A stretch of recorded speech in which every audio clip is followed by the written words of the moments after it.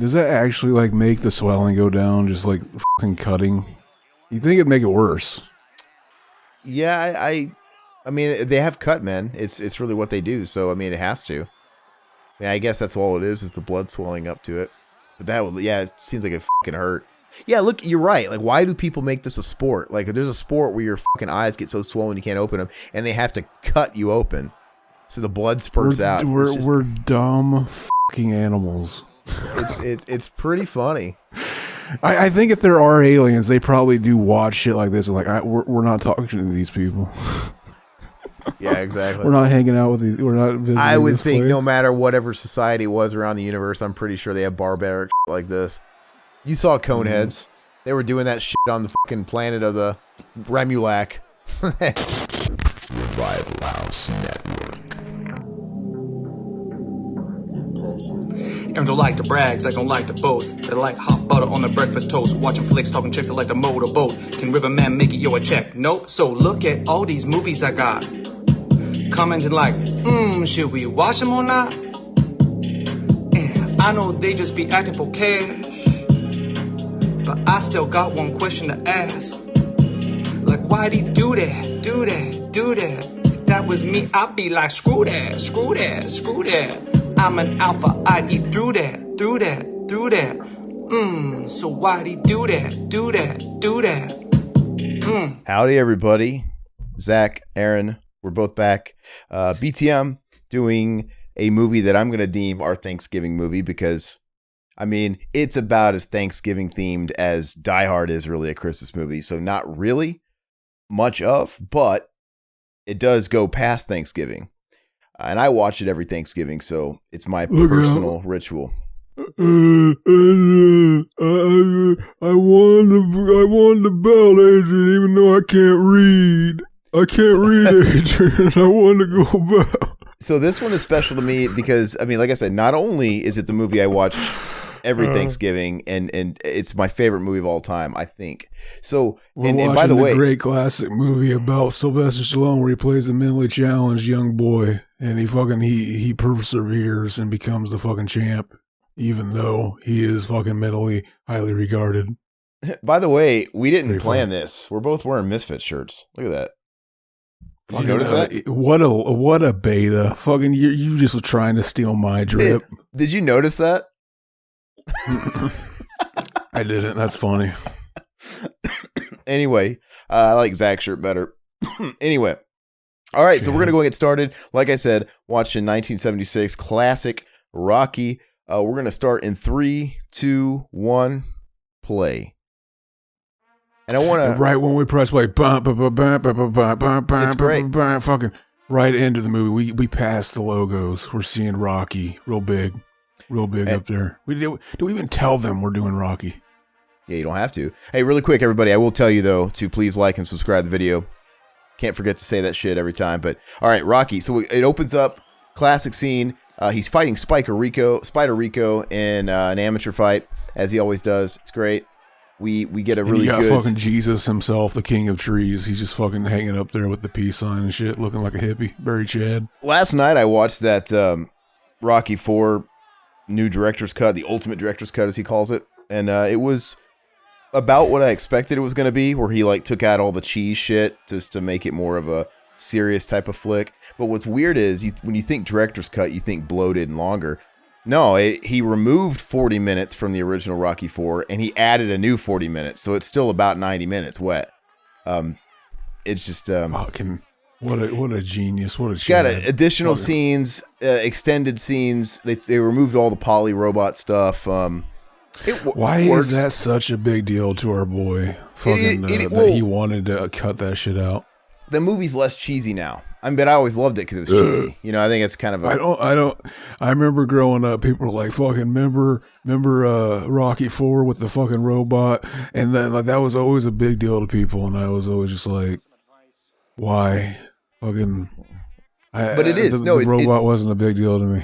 But it's peak 80s. It's super cheesy, and it's still very much 80s. Fucking cheesy. No, but this new one still series is cheesy. It's still got the 80s soundtrack, and if anything, I think it injects more of the soundtrack that wasn't present in the original movie. But I don't know, it's just not as cheesy. I'm I think- cold. You're cold. I'm cold. All right, so I know I talk about this movie all the time, but I don't ever hear Zach really talk about it. What's your honest opinions of the movie? Fucking, it's a good movie. It's a great movie. I think that It's a good movie. I think it's a I perfect like movie. the sequels better. Really? No, I think it was so funny. Like, we were talking in our private chats and shit, and of course, Bat was trying to be that annoying kid. I like Rocky 5. And they're like, oh, I said I like Rocky 5. no, Bat did first, and you jumped in later saying Rocky. And like, he's like, what? And I was like, I was like, really? He's like, that's interesting. That's kind of the one that unanimously most people hate. He's like, no, that's the They're fourth stupid. one. He's like, no, that's the fourth one. I think 5's the one everybody likes. I'm like, are we hanging out on different planets? Like, what? Nobody likes Rocky 5. And when I say Rocky 5 sucks, it really doesn't. It's just you're comparing it to the rest of the series. But Rocky 5 is... It's the one fucking movie that's different. That's why they hate it, because they're fucking beta pussies. Like, It's- oh it's no, still- he did- sitting on its own, it's fine, but it's like a 6. It's not great. 5 or 6. It just doesn't serve fucking a purpose. 10 out of 10. It doesn't serve a purpose. It's a pointless sequel. And you could literally just jump right from 4 to 6. You're not going to miss it. Nothing of note really happens in it. If that doesn't serve a purpose, how does part 4 serve a purpose? How does part 3 serve a purpose? Well, no. You got to ask yourself: does the sequel that you're watching, does it add something to the lore that is referenced later? Apollo dies in this one. It's big. I mean, that carries through the whole series. Nothing happens in part 5.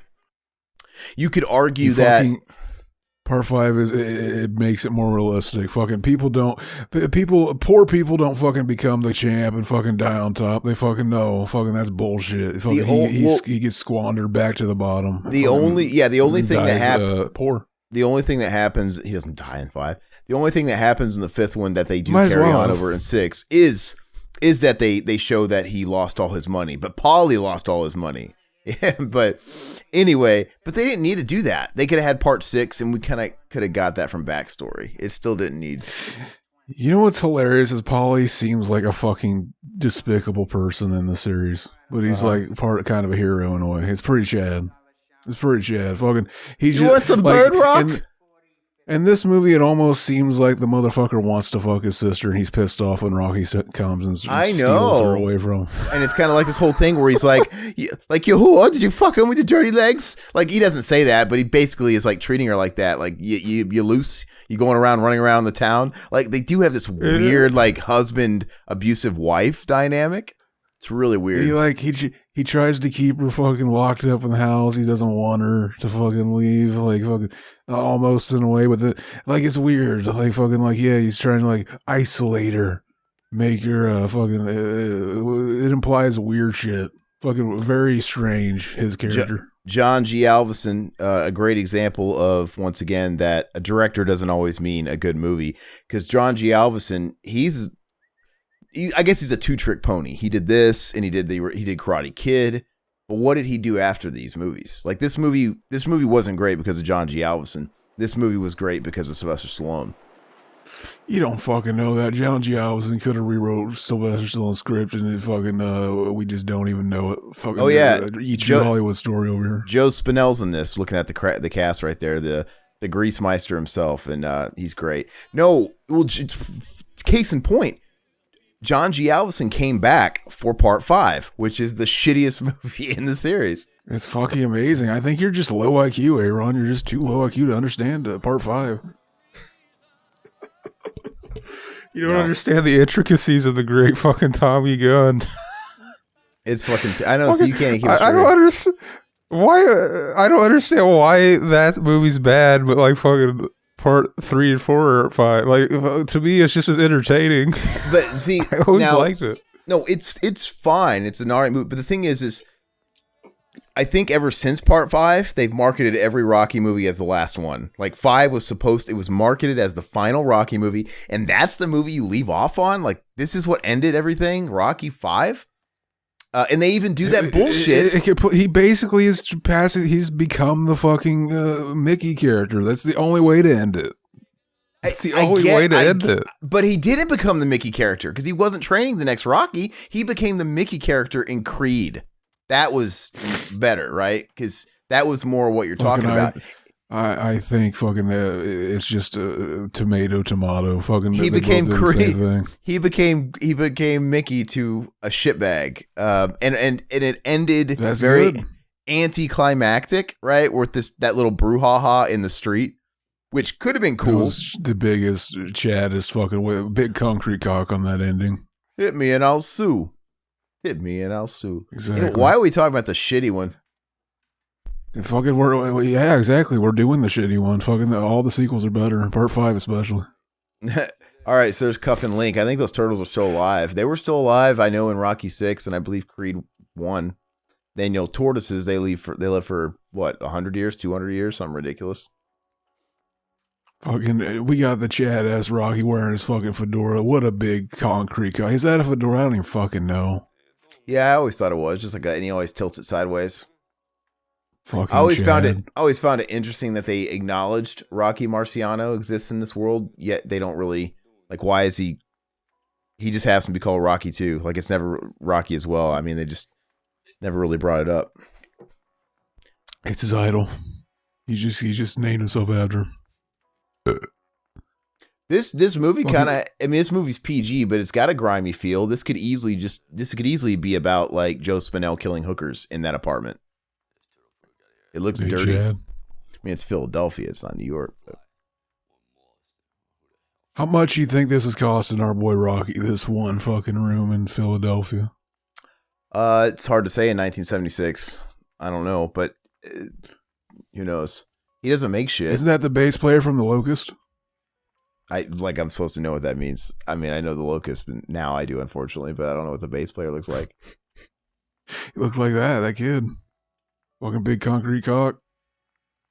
Fun fact, this is actually a sequel. People don't know this, to the Italian Stallion, the porno that fucking Sylvester Stallone made before this movie, where he was fucking going around fucking some nice Stacy's with his concrete cock, Big Chad. Why aren't we doing that movie? He didn't fuck anybody in that movie. He was just like the fucking TV repairman type of character, right? I don't think he fucked anybody. No. He actually fucked. He was the guy that did the fucking. Yes. I mean, that would be fucked up. It's called You The didn't know Italian that? Stallion. I'm going to watch that. I'm not that big of a Stallone fan. I'm not going to watch this porno. But Fucking, I'm not even a big fan, and I watched it. It was like fucking as soon as I found out that existed, I watched it. it's pretty That's fucking softcore genius. stuff, though, right? It's not hardcore. Fuck it. It shows his dick. That's all I remember. It's nice. No, I don't remember anything. I don't remember much. It might have been softcore. When he blows the load, does it go yo? Like Spurgeon? I wish. It could be a sequel. We're seeing the love blossoming between fucking Adrian and fucking Rocky. This is the start of it. No, I see. Very. Rocky's obviously not a sports movie. I mean, the sports background is nothing but a vehicle to move the love story and the story of him as a person. I think it's a great movie. I think it's perfect. I don't see any flaws with it. I can watch it over and over and over and over again. The characters are perfect. I mean, every character. Apollo's awesome. Pauly's awesome. Adrian's awesome. Mickey's awesome. Everybody in this movie is extremely memorable. If you could fuck one character in this movie, who would it be? Pauly. Besides Pauly, of course. Oh, See, I had to say that. I had to say that. Butkus, the dog. I'd fuck Butkus. Fucking, he's a Chad. Okay, so He's a Chad. anybody out there that knows Rocky has probably already heard all the factoids and everything there is to know about Rocky, but maybe we should drop all that stuff anyway for those that are uninformed. So Butkus right there, that is his dog in real life. He actually sold the dog because he was broke, and after he made this movie and he got like his little advance or whatever, he rebought his dog. So that was his real pup. Chad. Yeah. What if by that time the dog had already died and they got a fake butt kiss to be fucking And like he that just- sitcom and he- where he the fucking bird oh. dies and they had to get a new one. So Rocky Balboa, it's the only movie in the series, obviously, where you get to see what he was doing as a day job. He wasn't supporting himself doing, amateur fights. He was a debt collector. He was a thug, right? And he works for Joe Spinell. And look at he's wearing those heels, those platforms, because Rocky's like 5'6", something ridiculous. He's tiny, but he's wearing them heels. But yeah, and he's like, I don't know how he stayed in business because he's the worst. You can't be a thug with a heart because he doesn't even. We don't even see him break this guy's thumbs. Like he gives him another chance. Those fucking platform boots are fucking Chad. He's a pimp. Fucking see, that's what they should have done. Fucking, he should have been a pimp. Fucking, he could have like got fucking. See, what if that's the whole point? He wants to get Adrian hanging out with him so he can fucking, fucking work that around. Fucking very low T of our boy. Very low T. Fucking Rocky, he's just being an asshole over here, fucking ruining lives. Fucking poor Adrian. I love it, dude. I think Rocky has some of the best one-liners and stuff like that. Look, you want to dance, you got to pay the band. You want to borrow, you got to pay the man. Amazing. So, like, I'm pretty sure I've seen this movie probably twice in my entire life, and I like it. Fucking, it's a good movie. I don't revisit much, but like, fucking, I freshened up on it before we started, and it's like it holds up. It's fucking, it's at least an 8, I'd say. Did you watch it? Like, you watched it in full, or did you just like skim it? I watched it. So to me, the movie's timeless, and it's one of those movies like. Trying to think of another movie. This movie gets a pass because it started kind of like Die Hard. They give Die Hard credit for being the originator of the modern action movie because you had Die Hard, and then when Die Hard came out, every action movie kind of just took the Die Hard blueprint, and it just became the thing. Rocky was the original inspirational sports movie. And so, all the Rockyisms have been done. We've seen a million inspirational sports type movies and underdog movies, but this is the underdog movie. Fucking, exactly. What do you, I've never been a huge fan of sports movies in general. Fucking, what do you think? Have you ever been able to get into boxing in real life? No, I mean, I'd rather watch boxing than almost any other sport. But I don't follow it or anything like that. Fuck me. I like it. If somebody gave me a choice between like, oh, you can watch boxing, like you can watch any of these sports, or I'll punch you in the dick really hard once, I'd probably just take the punch. So then, boxing, I get to watch whatever I want after. Boxing in real life isn't quite as eventful as what you see in Rocky. In Rocky movies, there's very little like defense. Like they'll just go at each other and slug. And there's no defense. Like when I was watching Rocky 4 last night, when he knocks down Ivan Drago, he literally just lands these giant, leaving himself open, like 9 fucking wide arm, hooks over and over and over and over again. It's like you're playing Mortal Kombat. Boxing's not really like that. But I'm a movie fan, not a boxing fan. I don't care. Our boy says, what about Logan and Jake Paul boxing? I still don't care. I don't even know who those two fuckers are. Yeah. I mean, I know one of them filmed somebody hanging once or something. Oh, in the suicide forest in Tokyo. Yeah. I mean, that just shows you like the state of our world, man. These are the people that get to be famous and cajillionaires and shit like that. It's weird. Yep. Fucking, our boy Joe Spinell, he's like the fucking the fucking guy, the loan shark. He's the guy. He's all this shit. Yeah, and what's funny is I want to see the backstory of Joe Spinell's character in this because in this movie he's just nothing but nice to Rocky. He's really polite to him. He has a soft spot for him, even when he doesn't really do his job the way he wants him to do it. And he even gives him money. Of course he likes Rocky. Rocky's a fucking useful idiot. He can't even fucking read. It's like he's a savant. Get him to do it. He gives him, though he's a boxing savant. They and later in the movie too, I love it when he gives him money to go out on the date with Adrian. Right? He almost sees him like a son, or like you said, like a mentally handicapped little brother. I don't know, but he's got a heart of gold. That one. He just gave him that money. It was a tax write-off. What year? What year was Maniac? Was after this, right? 80, 81, 80. It was definitely after something Rocky. Like fucking, it could have been being made before though. Fucking, who knows? So who knows? Probably a lot of people. I don't know. I don't know though. But you know the backstory of how this movie got made, right? I mean, not really. No? Yeah? I said not really.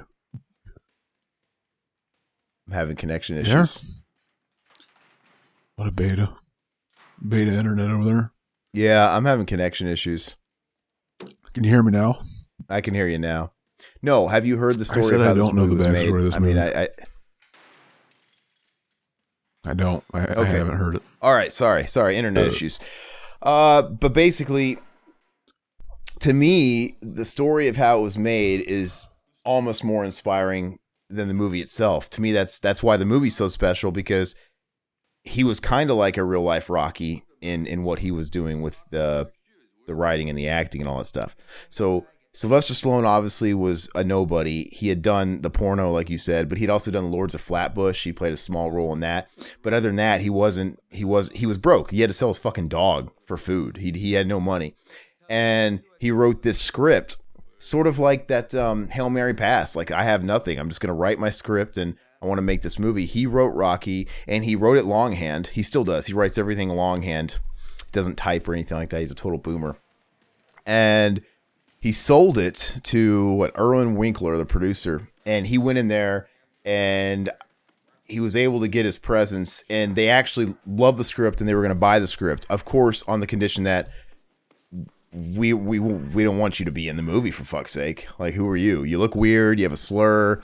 You know, you got that fucking paralysis thing on half your face, because he doesn't look like a typical leading man. I think he kind of... Fuck you. He's a big Chad. I think he kind of developed... I think meme. he kind of became that kind of shit like in the 80s, but he really wasn't. But anyway, and they offered him more money than he had ever seen in his life to just buy the script. And so he could have taken the easy, sure thing payout. Like I said, he was broke, and this is more money he'd ever seen. But he stuck to his guns, and he says, no, I really want to star in this movie. I'm only going to give you the script if I star in it, in the whole deal. And they could have said fuck off right then, and he, could have pissed away that money. But instead, they broke, and they said, all right, we'll do it, but we're not going to pay you, and we're going to slash your budget to fucking nothing. So, and he ran with it. So he took the big gamble, and he made a movie. He didn't take the easy paycheck, and it paid off for him. So, and this is the first movie to have the what is it? What's that camera? We know when he's running across the bridge. What's that? I can't think of the term. The camera that moves, like on the vehicle, right? Fucking steady cam. Is it a steady cam? Is that what? Is it just a regular steady cam? I'm not sure. I'm gonna look at. It's Dolly. brain farting. Maybe. Your brain isn't shit. Yeah, it sucks. I never brain fart. Yeah, it is a Steadicam. Sorry. Yeah. So this is the first movie that utilized it. So it's just. What really do you great. think of his? What do you think of our boy's skills picking up the women's? He's very smooth picking up on the fucking our girl, Adrian. He's kind of charming and he's kind of witty, but he's also kind of not. But the thing is they're made for each other, because she's an extremely introverted person, but he's kind of not. He's kind of, you have to be an extroverted guy to be in the job line he is, and to box and the whole thing, I think. But they both have some kind of disability, right? Her disability is social. She is just this wallflower. His disability is with just everything else. I thought you were gonna make the "he can't read" joke again. Well, you know what I mean. I've already made that enough. They just kind of they just added that he can't read in part two. In part 2, yeah. Well, see, the Rocky movies are funny because you could easily call it Rocky 2. Rocky learns to read, and then once you go, Creed is essentially Rocky gets cancer. Like Rocky 4 is Rocky takes on the Reds or whatever, the Soviet. It's almost like a book of the week. It gets so silly. But yeah, no, see, and that's I guess a slight nitpick about the series is he's inconsistent as a character. Like, they never quite keep him consistent. So in this movie, he's perfect. You can tell. You don't have to see him go, the dog. You don't have to see that to understand that, yeah, maybe he probably isn't the best reader. But we don't need to see him fucking stumble across Dr. Seuss or whatever. We get who he is. He's well-spoken, but he's probably not like, super illiterate. But in 2, they make him fucking full-blown retarded. Like he's super retarded in 2. And he's doing that like Highly caveman retarded. commercial and shit like that, and he can't read the cue cards. He's like duh duh duh, and then he's like reading to Adrian like, What if he knows how to read? He just keeps getting those IQ points knocked out of him because he's a boxer. So he has to learn to read every movie, basically. What if that's like his way to pick up chicks? He's so dumb, you must be cute. Oh yeah, Like Chad. fix me. And then if you notice though, he's like super dumb in 2, and then in 3 they abandon that altogether. Like in 3, after he's now the world champion after beating Apollo, he's all, I get it. They want to show the other side to Rocky, like, hey, he's all rich. Here's how money changes somebody. I dig that, but that doesn't make him smarter all of a sudden. You'd think he'd be like a rich retard. You know what I mean? But no, he's like super smart. He's super witty. Like a, I don't know. He's like that in 4 as well. He didn't really get. Go ahead. He starts like, oh yeah, fucking, you like my sister? And he's fucking like, yeah, I do. And fucking like, it seems like normal here, but like fucking later on, Paulie's just like, he gets drunk and he's like fucking like looking at his sister like fucking. You want to fuck my sister with me, Rock?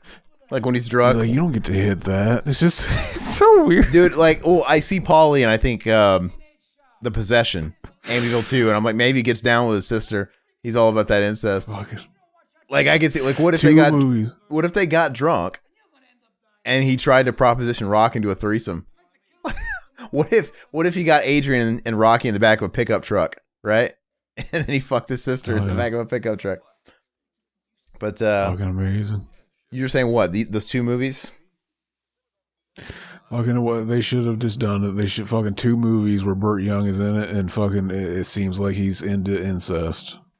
I guess he didn't. He wasn't the one into incest in the second movie, or in Amityville 2. But fucking, you know what I mean? Fucking Yeah, the 2 movies and he with played, incest connections. He played Pauly in every movie.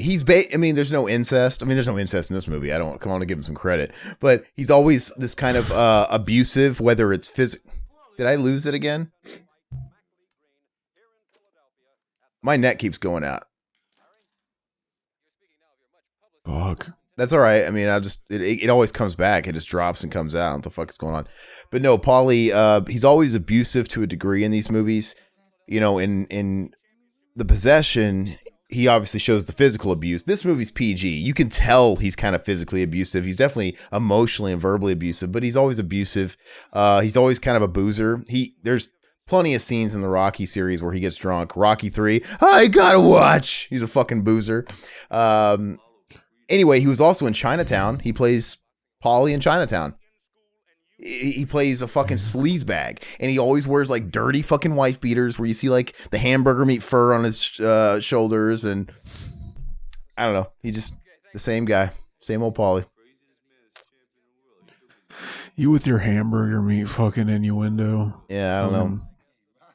So obviously, if you guys don't know the plot already, Rocky's down and out, and they're at the bar right now, and we're going to basically see that Apollo Creed has propositions a fight because he needs to boost his ego. He needs something new. Everybody he comes across is a lousy bum, so he wants to do something really big for the country's bicentennial.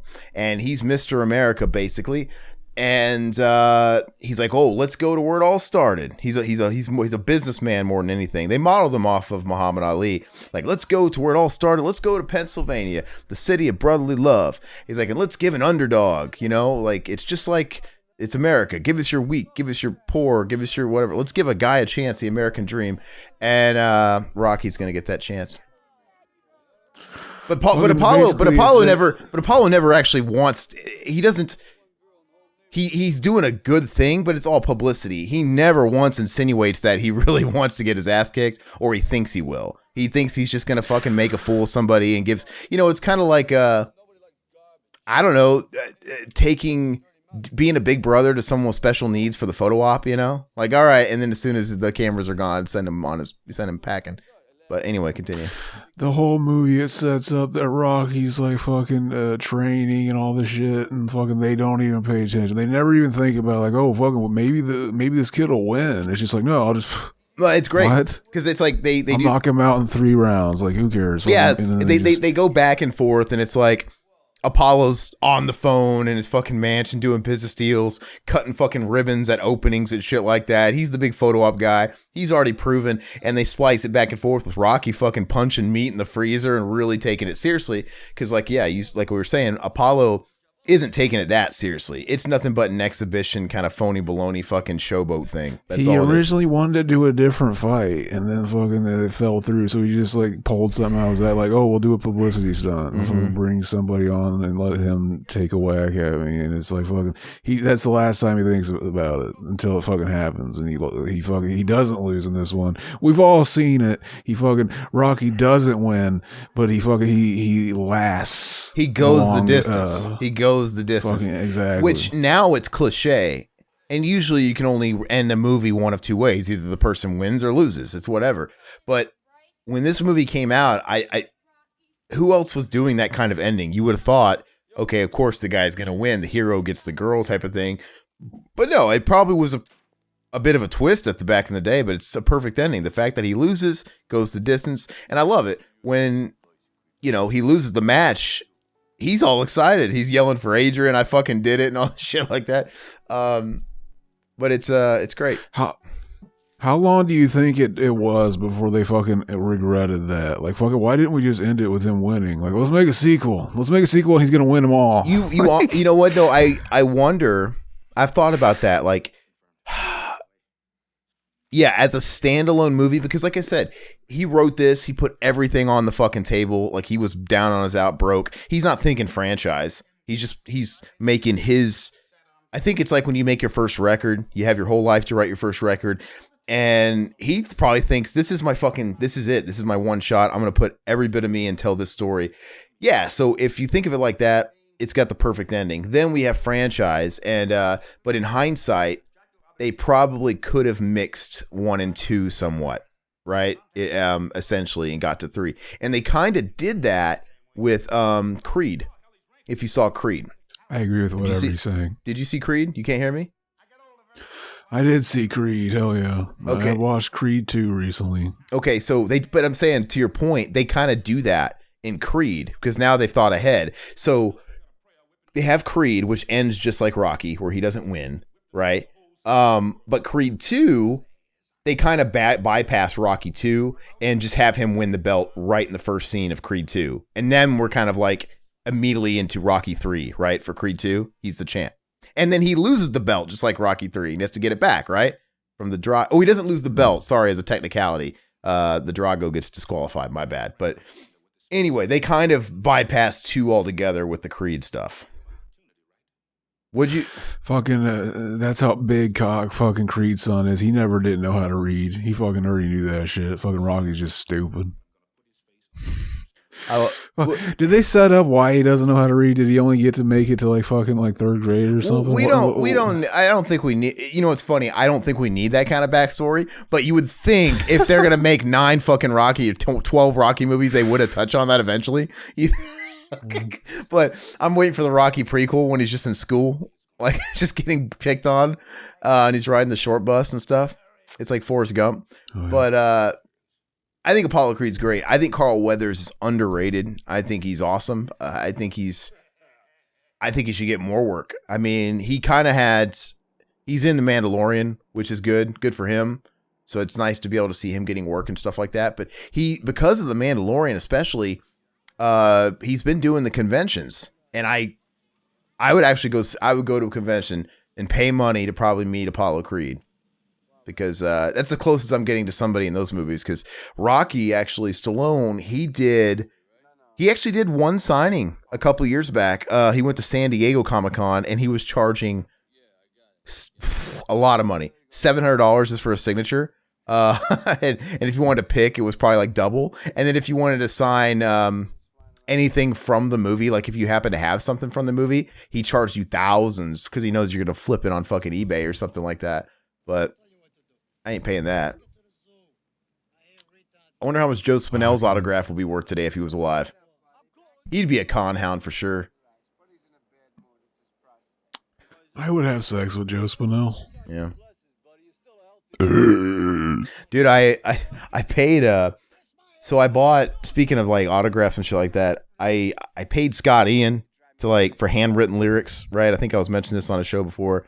You know, for a dollar amount, he'll handwrite lyrics on professional cardstock for you to, you know, any song you want, you can frame it. I'm like, okay, sweet. And he says everything comes with an 8x10 too. I didn't ask for an 8x10. I don't really give a shit about that, but they included an 8x10 in it. And let me show you this fucking 8x10 he gave me.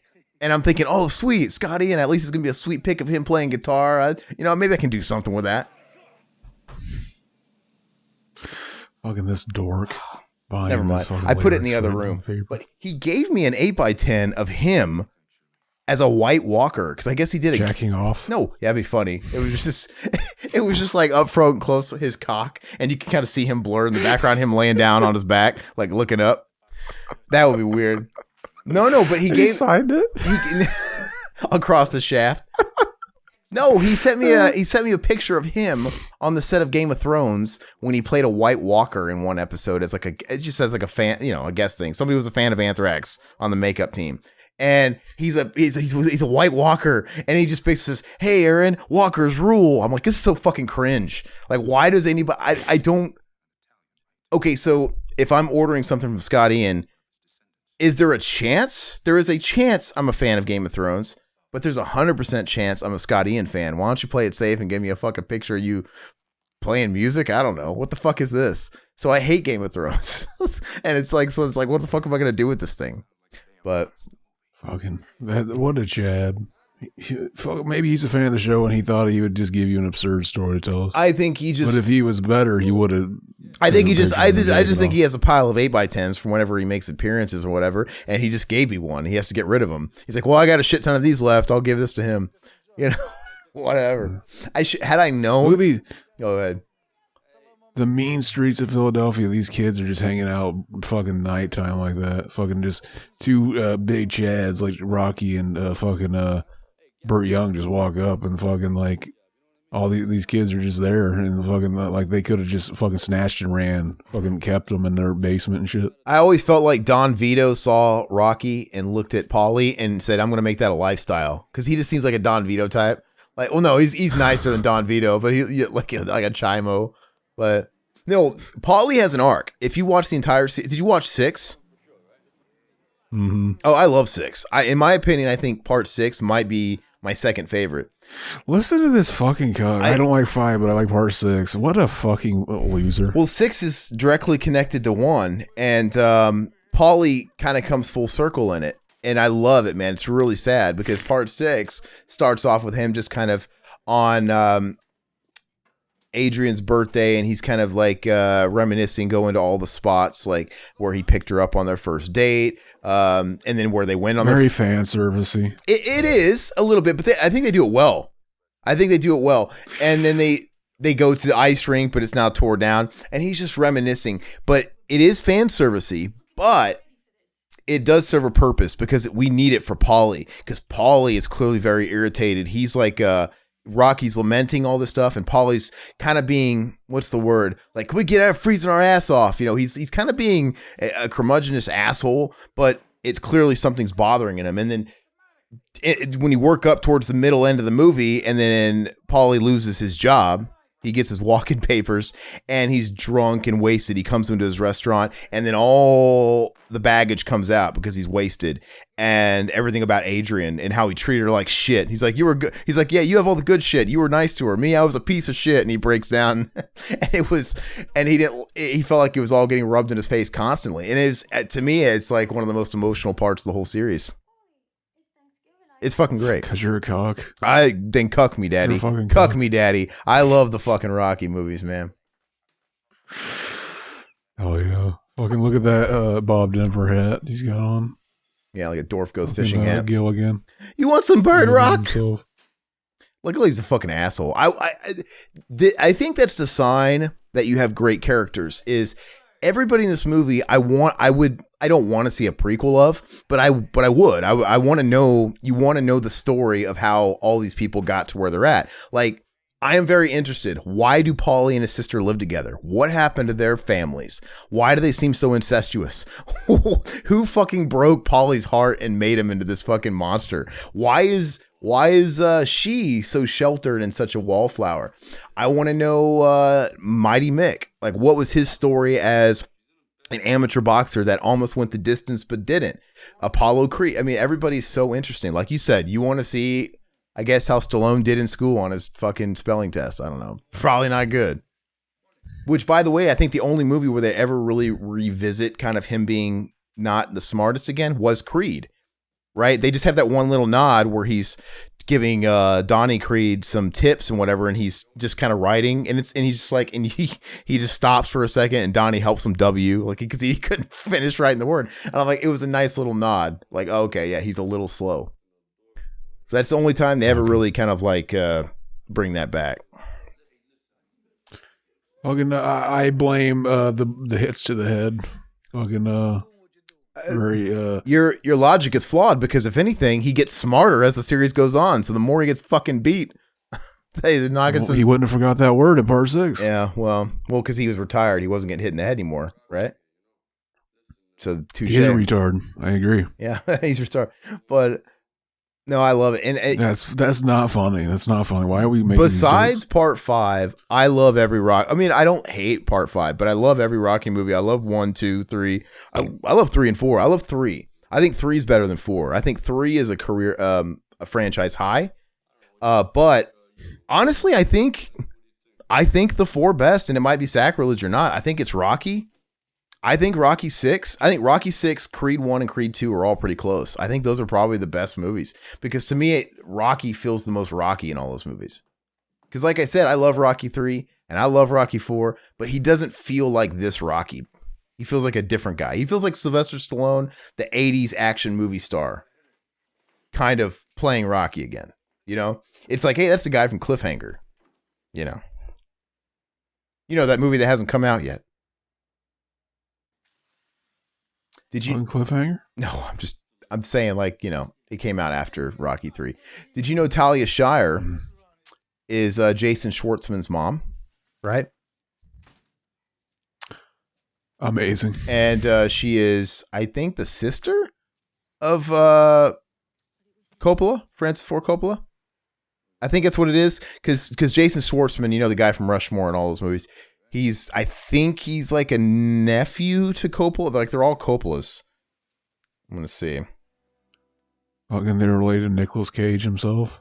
Yeah, and Nicolas Cage too. That'd be a great Christmas dinner. You think they all get together? I hope so.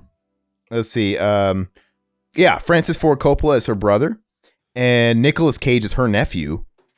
Sofia Coppola is her niece, obviously, and her children is Jason Schwartzman is her child. So, very interesting. When you said Jason Schwartzman, I pictured the fucking that guy from Grandma's Boy. The fucking Oh, Nick Schwartzen? No, don't you like? I'm so bad with names. Don't you like Rushmore even better? Why would you go to that movie first? You like Rushmore though? Fucking yeah. I do like that movie.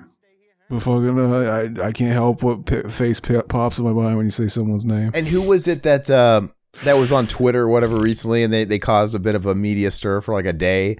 But somebody was saying like nepotism is rampant in Hollywood or whatever, and Ben Stiller came to the defense of it, like basically saying no. And but it is. When you have people like the Coppolas and shit like that are like all related to each other, and you have all these different families that, of course, it's who you know. And of course, if you are related to somebody, you think Jason Schwartzman or Talia Shire or any of these guys would be in any of these movies if Francis Ford Coppola didn't make The Godfather or whatever? Of course not. Fucking, I'm not going to pretend to know. I don't give a fuck. I don't care. This is fun too. He takes her fucking skating, and like fucking he pays the guy like, oh come on, I want to take this girl. We're gonna go skating, and then fucking like, okay, let's do it. You got 10 minutes, and he fucking like he just runs next to her while she's skating, and she's like, why don't you skate? He's like, oh, I hurt myself skating. It's like, just skate. Just put on the skates. Like, did he just not want to take those heels off for the scene? Well, he doesn't have much time, so he's just trying to like expedite the date and hit all the points. What's funny though is he gives them 10 minutes or whatever, but throughout the whole scene, the guy's going 7 minutes, 5 minutes. It's clearly going by in like 2 minutes, but like it's the fastest 10 minutes ever. You know what I mean? There's no time lapse. It's just all fucked up. Fucking very poetic. Fucking As such is life. He goes by in a blink of an eye. exactly. I think this scene's awesome though. I think every scene in this is very iconic, and this scene's great. I love it. Fucking they should be having sex on the ice right now. Well, he does. He's not as smooth as he likes to think. He does mash her potato later. Yeah, it takes him too long, I'm saying. Should have been happening right here on the ice. And how did Pauly know that she wasn't a virgin anymore? Could he like smell Rocky's fucking cum on her breath or something? Like, I smell that. That smells like rock. Yeah. I know that cum anywhere. Exactly. Fucking our boy is he's a very weird character. Very weird character. I've heard fucking it's no surprise he married a robot or whatever the fuck you happened could before. I'm also interested too, like how does Rocky know Pauly? Like it's some people make a big deal about like Back to the Future. I've heard people say it's like a plot hole. Like why aren't they like why does Marty hang out with Doc? Like why does that matter? It is weird, but who cares? Like we know relationships always start some way. Why do we have to see it? Like, I mean, if it happened, great. That should be enough. And let's say they're friends and they are. Why is it so weird that he said hi and, and they had this relationship? It makes you wonder. If anything, it just makes you wonder, hey, I want to know that backstory. Exactly. You know what? I think you can find out that backstory if you play the Telltale game. Oh, it has a flashback. Oh, does it? Yeah. Something. Is that canon though? I don't know. Would you even consider that canon? Like, no. Why not? Fucking, it's not like they're ever gonna make anything else. But it is weird. Why does he stop by Doc's house before school or whatever? Like, was Doc like a substitute science teacher, and then he like diddled him, and they had this weird fucking Stockholm syndrome relationship growing up? I don't know what's going on. Fucking, why does it always come back to sex with you, Aaron? They don't have to be having sex. They could just be good buddies. But yeah, that's we definitely fucked. But why are they buddies? They're like, why are these two unlikely people? But I don't know. That was just an 80s thing. It's Marty McFly and fucking Doc Brown. They're both big Chads. Big Chads come together and they have good times. Anyway, he's walking her home. It's funny. Still haven't had sex yet. No, it'll be a little bit. It's. I think the pacing in the movie's perfect because every scene is great. But I always think like the proposition of him getting the Apollo fight happens much sooner than it actually does. But it really breezes. It's like it's taking its time really getting there and stuff like that. The first half of the movie is all about his relationship with fucking Adrian. Fucking soon as they get together, fucking that's when the second half starts, and that's when the fucking the fight even becomes part of our boys' fucking day. Basically. Yeah. So what did you said you saw Creed 2 recently? What did you think of Creed 1 and Creed 2? Fucking, they were fine. Creed 2 is very fan servicey, right? You know, that's like a sequel. Creed feels like what it should be, an offshoot movie featuring Rocky, but told from a different. You know, we see Philadelphia from a different perspective, the urban perspective. It's very cool. But then Creed 2 feels a little bit more like a Rocky movie than Creed does. You know, maybe that's because Stallone actually helped the writing with that one, but this one, it feels like just as much a sequel to Rocky 4, and it also feels like it's obviously the end of Rocky's story arc. It just feels like it's equal parts Rocky's movie too. But I like it. I thought it had a great ending. I think that fight at the end of Creed 2 looks weird. Like all that weird blue. Like, is this all green screen? What the fuck's going on here? It looks really fucking awkward. I don't remember how it looked. Been a while. But I thought the ending was great. Where Drago, threw in the towel for his son. That was really great. I thought it was awesome when he started masturbating onto the towel. And he threw the towel on his face while he's knocked out. Oh yeah, he waterboarded him with his cum. Yeah, I like. But But even like speaking of character, even Duke's great. Duke's even like lower down on the totem pole as like support characters. But I think Duke's awesome. He gets a little bit more shine in Rocky 4 in this new director's cut. Like when fucking Apollo dies in the original theatrical, it's really quick. And it just shows Rocky giving that cringe scene, that cringe eulogy speech or whatever. I loved you, man. It's really fucking bad. Like, God, you're the same guy that did Rocky 1. Anyway, in the director's cut, it actually starts with a speech by Duke, which is very good. And then they do end with the quick Rocky speech, which is cringe. But no, he gets a little bit more moment in the spotlight. He's more than just no pain, no pain.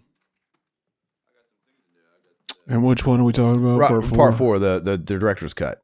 Because the director's cut, there's a lot more Apollo in this new director's cut, which is good. You know, like I said, they give Duke a little bit more, but because they had to get rid of every scene with the robot, Pauly's role got trimmed significantly because they couldn't get around it. Because every fucking scene Pauly was in almost in that movie also had the robot. So they couldn't shoot around it. They couldn't cut around it. It's just like, well, we got to get rid of all this shit. Pauly does not have a birthday party, obviously. What is it about the robot that he wanted to make a robotless cut? It was, it's a lot of comic relief. In the entire first act of the movie. Why is the comic relief what had to go? The entire first act of the movie is comic relief, man. It's just like that robot shows up everywhere. Even when Apollo is approaching, even when Apollo's talking to Rocky about like the actual story, he's coming to his house to kind of talk to him about taking the Drago fight because he feels like, you know, I'm being forgotten about. He needs an ego check. Even when we're actually getting to the meat of what's supposed to be going on with the story, the fucking robot comes in and breaks it up to offer a drink or whatever. It's just like, and they make like a weird fucking look. It's like, it is weird. And it's a weird tone of the movie. And it doesn't make sense. Like Pauly gets this robot and then we see him later and he somehow reprogrammed it to be a woman that for God knows what he's doing with that thing. And he's got like this breathy, sultry voice. I'm like, last I knew that robot had a boy's name and it's still a guy, but I don't know. None of it made sense. It was just a lot of comic relief. And I think he wanted it to be more of a serious movie. So, but they kept all the 80s. He took out 40 minutes and I just knew, okay, if he's going to take out that much and he's going to add 40 minutes, surely he's going to take out the montages, right? Because that's very 80s and cheesy. Nope. He kept all the montages. All the montages are still in it. You can't take the montages out of a Rocky movie. I agree. Well, that movie has like 6 of them. And it's just like, it's kind of like Top Gun, where Top Gun was nothing but a giant 90-minute MTV music video advertisement for the soundtrack. That's the way Rocky 4 feels. And they left all of it. And I love it. Like, I love it. The driving montage where he's just driving and he's, you know, collecting his thoughts and they're playing, "There's no easy way out." You know, it's great, but it goes on for the whole fucking song. It's hilarious. And it's just nothing but like splicing flashbacks of him running on the beach with Apollo, like very homoerotic, kind of like Top Gun and the you know, the shit. It's great, but it's a music video essentially. Fucking look at this Chad. I know, man. He's putting his armpits in her face because that's where the pheromone, and that where like the you know, like the pheromones in a woman are in the hair, but for the guys it's like the armpits, and that's what gets the women hot, which is weird. Fucking, I doubt it. No, I've heard it. It's like, no. I can't imagine if you go around putting your armpits in people's faces, they'll just want to fuck you. So. Well, I think they have to be clean, but I don't know. Like, no, but that's, yeah, it's the pheromones in the guys come from the armpits. And I think Adrian Mendoza, that's fucking gross. even like backed this up because he said he liked fucking hairy, really hairy, nasty, hairy armpits. I almost just did a fucking snot rocket on the camera. You should have, man. I forgot for a second that we do video now. Yeah, you're and I almost just did it. You're picking your nose on the camera. Exactly. My fucking my nose is running AF. Well, I could tell. What's been new? Homo Johnson. I don't know. I got a sore throat and runny nose. That's not a good sign. Yeah, COVID. Not a good sign in today's day and age. Yeah, exactly. Yeah, I think COVID's done, man. Hopefully. Yeah. How's the new job? Fucking, it's fine, baby. It's fine. It's all about the people It's you all work with. together now. You don't really interact with too many people, do you? Fucking, I do now. Oh, okay. Is that Look, a Turbo Man I go see ahead. back there? Is that a replica Turbo Man? We fucking, I saw it at Walmart and I got it. Yeah, they Very put out jacked. those replicas, which, fuck me, man. It was last Christmas that was really tempting to sell because we were doing Goats podcast and we were doing the movie Turbo Man, and I was talking all about the toys, and he's the one that talked me out of selling it, and I took the listing down, and I haven't looked at it. But then they announced those replicas came out, and I'm like, oh, there goes the value of mine. I'm sure that just fucking shoots them way down. It has to have, but should have sold that motherfucker for about $1,000 when I had a chance. You shouldn't have sold it. You should just keep it. I should have sold it. It's Turbo I should have Man. sold it and just bought that shitty one. It's the exact same. The only difference is it says Funko on the bottom, but it is a pretty like good replica. It's just I've been watching. Christmas has started for me officially because I've been watching Christmas flicks. I watched Jingle All the Way. I actually watched Son-in-Law a couple days before I started watching Christmas movies, and which I saw you and Mac did for a commentary. How did that one turn out? Son-in-law. How'd that one turn out? I don't know. You guys lit as fuck? I have to fucking what? I remember thinking like, oh fuck, we're doing that thing a lot where we just quote the movie. I remember thinking that a couple times while recording it. It's too hard not to, though. Exactly. Don't hold out on me, Look, bro. Did you get her? Yeah. Here's where fucking back to the fucking oh yeah, this is a boxing movie. I forgot. Fucking yeah, you forget that. Fucking, it's been a while since I've seen all the movies in this series, but like fucking the rest of them are pretty more focused on boxing, right? There's more. It's still about him, though. It's like, Rocky 3, obviously, it seems more about boxing because he's a champion, so he's kind of surrounded by that lifestyle. But it's still about the man, right? And just, how fame and how money can change somebody and stuff like that. Because in the third movie, he's lost his way, right? Mickey's been like booking him bum fights just to kind of, keep his ego up and shit like that. But he hasn't really fought anybody worth their salt because, he's become Apollo Creed in this movie. Right. And he's like all about the fancy cars and doing the appearances and all that shit. He basically becomes Apollo Creed. And he has to get humbled like Apollo Creed, and fucking Clubber Lang fucking beats him. And it's the rematch, and he has to get it back. fucking the Iron Sheik fucks his ass and makes him humble. Yeah. I love Clubber Lang. I mean, with the exception of Apollo Creed, Clubber Lang's the greatest Rocky villain. He's got the most character out of all of them. Ivan Drago didn't have much character. Obviously, anybody else, like the guy, Tommy Gunn has no character. God, AIDS was the best thing that happened to his character. Gunn. You know what I mean? Tommy Gunn's a Chad. Fucking terrible. Like, why is that guy can't act? Why do they give him a role? I don't understand.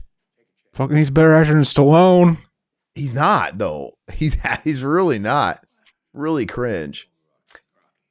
He's amazing. You know how I feel about Rocky 5? It's like Metallica. Everything goes back to Metallica. You have Metallica, who made what some could argue the greatest sounding record sonically in the Black Album. Like it is the benchmark to which a lot of rock bands strive for. And then you fast forward 12 years later and they made... That's why rock is fucking dead. But listen, but then in 2008, 17 years later, they make Death Magnetic or even Saint Anger. And it's like, they sound terrible. Like, how is this the same band? So how did the guys that made Rocky 1, how did the acting and all this shit that happened in Rocky 5 pass? It's really weird. And his son, it's all good. You're just low T. Speaking of and low nepotism, IQ. Sage Stallone, he put Sage. I guess Sage is fine. I guess there's nothing offensive about him. I think, weren't you saying he outacted his dad? I think you said that like in a chat or something. Hell yeah. He casted Sergio Stallone as his kid in the second movie, the one that has autism that no one he keeps pretty private, but he played him when he was a baby. Chad. Yeah. Apollo Creed Dash. He's going to prove to the whole world by giving an unknown a shot at the title. Yeah, so it was like we're just now getting this presented to him. And how far are we into the movie? 57 minutes. Yeah. It really is at the midpoint. And he's just like fucking, he just got them big fucking doe eyes that just look like they're ready to take a nut. But yeah, anyway. So I always consider this to be more of a Thanksgiving type flick, but technically it goes over all the holidays. So, I mean, it could fucking be Thanksgiving was one scene. I know. It's one scene, but it clearly, the fight, if you think about when the fight is, right, it's like obviously it passes Christmas and everything else. So, but I don't know. It's just because Pauly has a turkey in that one scene. But people call Die Hard, calling this a fucking Thanksgiving movie. People do with Die Hard all the time. Die Hard's not a Christmas movie. I think more of a Christmas movie than this is. But yeah, probably. But you know what though? But beggars can't be choosers, because how many Thanksgiving movies do you really have? Son-in-Law is about the pinnacle, and that's saying something. But and they were smart. That was definitely strategic, right? Because all these filmmakers in the studios, they want a holiday themed movie because they know it's like this is going to be a surefire way of getting attention, and you might get yourself locked in to some of that like traditional cash, that syndication stuff, and it worked. I know they did that for Pauly. They looked at Pauly Shore and like, hey, look, there's no Thanksgiving movies out there really. If you can make a decent one, I mean, there's definitely a few, but it's like if you can make a different Thanksgiving movie. And, you know, they start playing you every fucking year on Thanksgiving Day, man. That's a classic. Christmas Vacation. I mean, I know the first Vacation is the best one, but it's Christmas Vacation that everybody knows because they made a holiday movie. Pauly Shore, I bet he loves it, man. He's like, I'm so happy I fucking made a holiday movie, because they still play that movie. Every year you can find it on cable and shit like that, because there's only so much to choose from. They're not going to play Thanksgiving. But he's excited that it got so big with the redneck culture. Fucking CMT plays it all the time. Because it's a country movie. Yeah, I'm sure he's happy just that he's getting attention somewhere. But I mean, I think he made a great movie. He was a flash in the pan. He wasn't necessarily talented himself, but he made one really good movie that stands the test of time. Fucking, how was he not talented? Fucking, he was amazing. Yeah. There was a scene when we were watching, the only thing I remember about doing the commentary was there was a scene where he was talking and I was like staring at his forehead, and I literally thought like he looked like a fucking cooked hot dog, and I just wanted to put mustard on his forehead. That's all I remember about what we talked about. What was this? Was it when he was on the beach? Like roasting in the sun? I don't remember. Sunbathing? I don't remember. It's funny. He's a big Chad though. Yeah, but when he was on Rogan, he's pretty candid. Like, and I don't know if it's a good light or whatever, but he was just basically saying like, I miss it, man. I miss being in movies. I miss it. Amazing. You know, he's being honest. He was in that fucking Guest House movie, and fucking he got his wish again. It was amazing. Yeah, I think the Guest House has funny moments in it that it was so dumb. I was laughing at some stuff in the movie, but yeah, it's a stupid movie. But I was laughing at some moments in the movie too, but it wasn't like the way they wanted me to laugh at the movie. Yeah, I don't remember much about it. Yeah, it's pretty forgettable, but there's some funny little moments here and there. I think isn't it weird? Like you watch so many movies that it's just so easy to forget about movies like that. I wonder if like the normies fucking remember movies like that way easier. I also think we're also at an age now where all the precious real estate of our brain was already called dibs on the stuff we watched younger, like our long-term memory. Like that stuff is just ingrained in our heads. But yeah, when I watch stuff now, it's like it has to be really good, or it's just gonna kind of get deleted as a temporary file. Like Guest House is probably that. I watch a lot of those like shitty movies. You know what movie I watched recently that I know has a cult following to a degree? I don't know if it's a big cult following, but it just didn't do it for me. Streets of Fire. to fire. Fucking Willem Dafoe, the rock and roll movie. Yeah. You know, Fucking that had Jim music Steinman by Jim songs. Steinman. Yeah, Big Chad. the soundtrack is better than the movie itself, and it wasn't doing anything for me. I gave it a 4 out of 10, but I wanted to like it, but I couldn't. And it had Rick Moranis in it too, and I was looking at all the ratings of it, and I was like in the minority, man. Like people fucking love that movie. Like it was getting on an average of 7s and 8s. And I'm like, is there something I was missing? I mean, was I tired? IQ. I don't know, but it wasn't too good. Didn't care for it. Fucking, one day you'll understand, Aaron. Fucking, you'll get the knowledge you need to understand that movie. It was kind of like a Big Stacy. Oh, what? Big Stacy in that movie. Oh yeah, That's really Big Stacy. Diane Lane was really hot when she was a youngin' for sure. And the main character, we're supposed to like him, but he punches her in the fucking face in the movie. Yeah, that's what I'm saying. Like it's almost like it's like a Ford Fairlane type movie, right? It just you don't like it. I don't like the character. I don't like him. He's not a very likable. Oh, he's amazing. And even he just punches him. Even Willem Dafoe is not that great in the movie, and Rick Moranis isn't very good in the movie. He's a cuck in the movie, basically. He's just a total bitch boy. That's why you identify with him the most. You know, I watched that. I watched that Fried Berry movie. Finally, that was fucking weird. I gave it a 5 out of 10. Fried that was Berry. that was a weird one. Oh yeah. What the fucking heroin addict that gets abducted by aliens, and I didn't know what to think of it. Yeah, it was I watched it as part of Joe Bob, and he was talking it up a little bit too much for me. But I'm like, I don't know. It was just so fucking out there. I was able to finish it though, so it was at least a 5.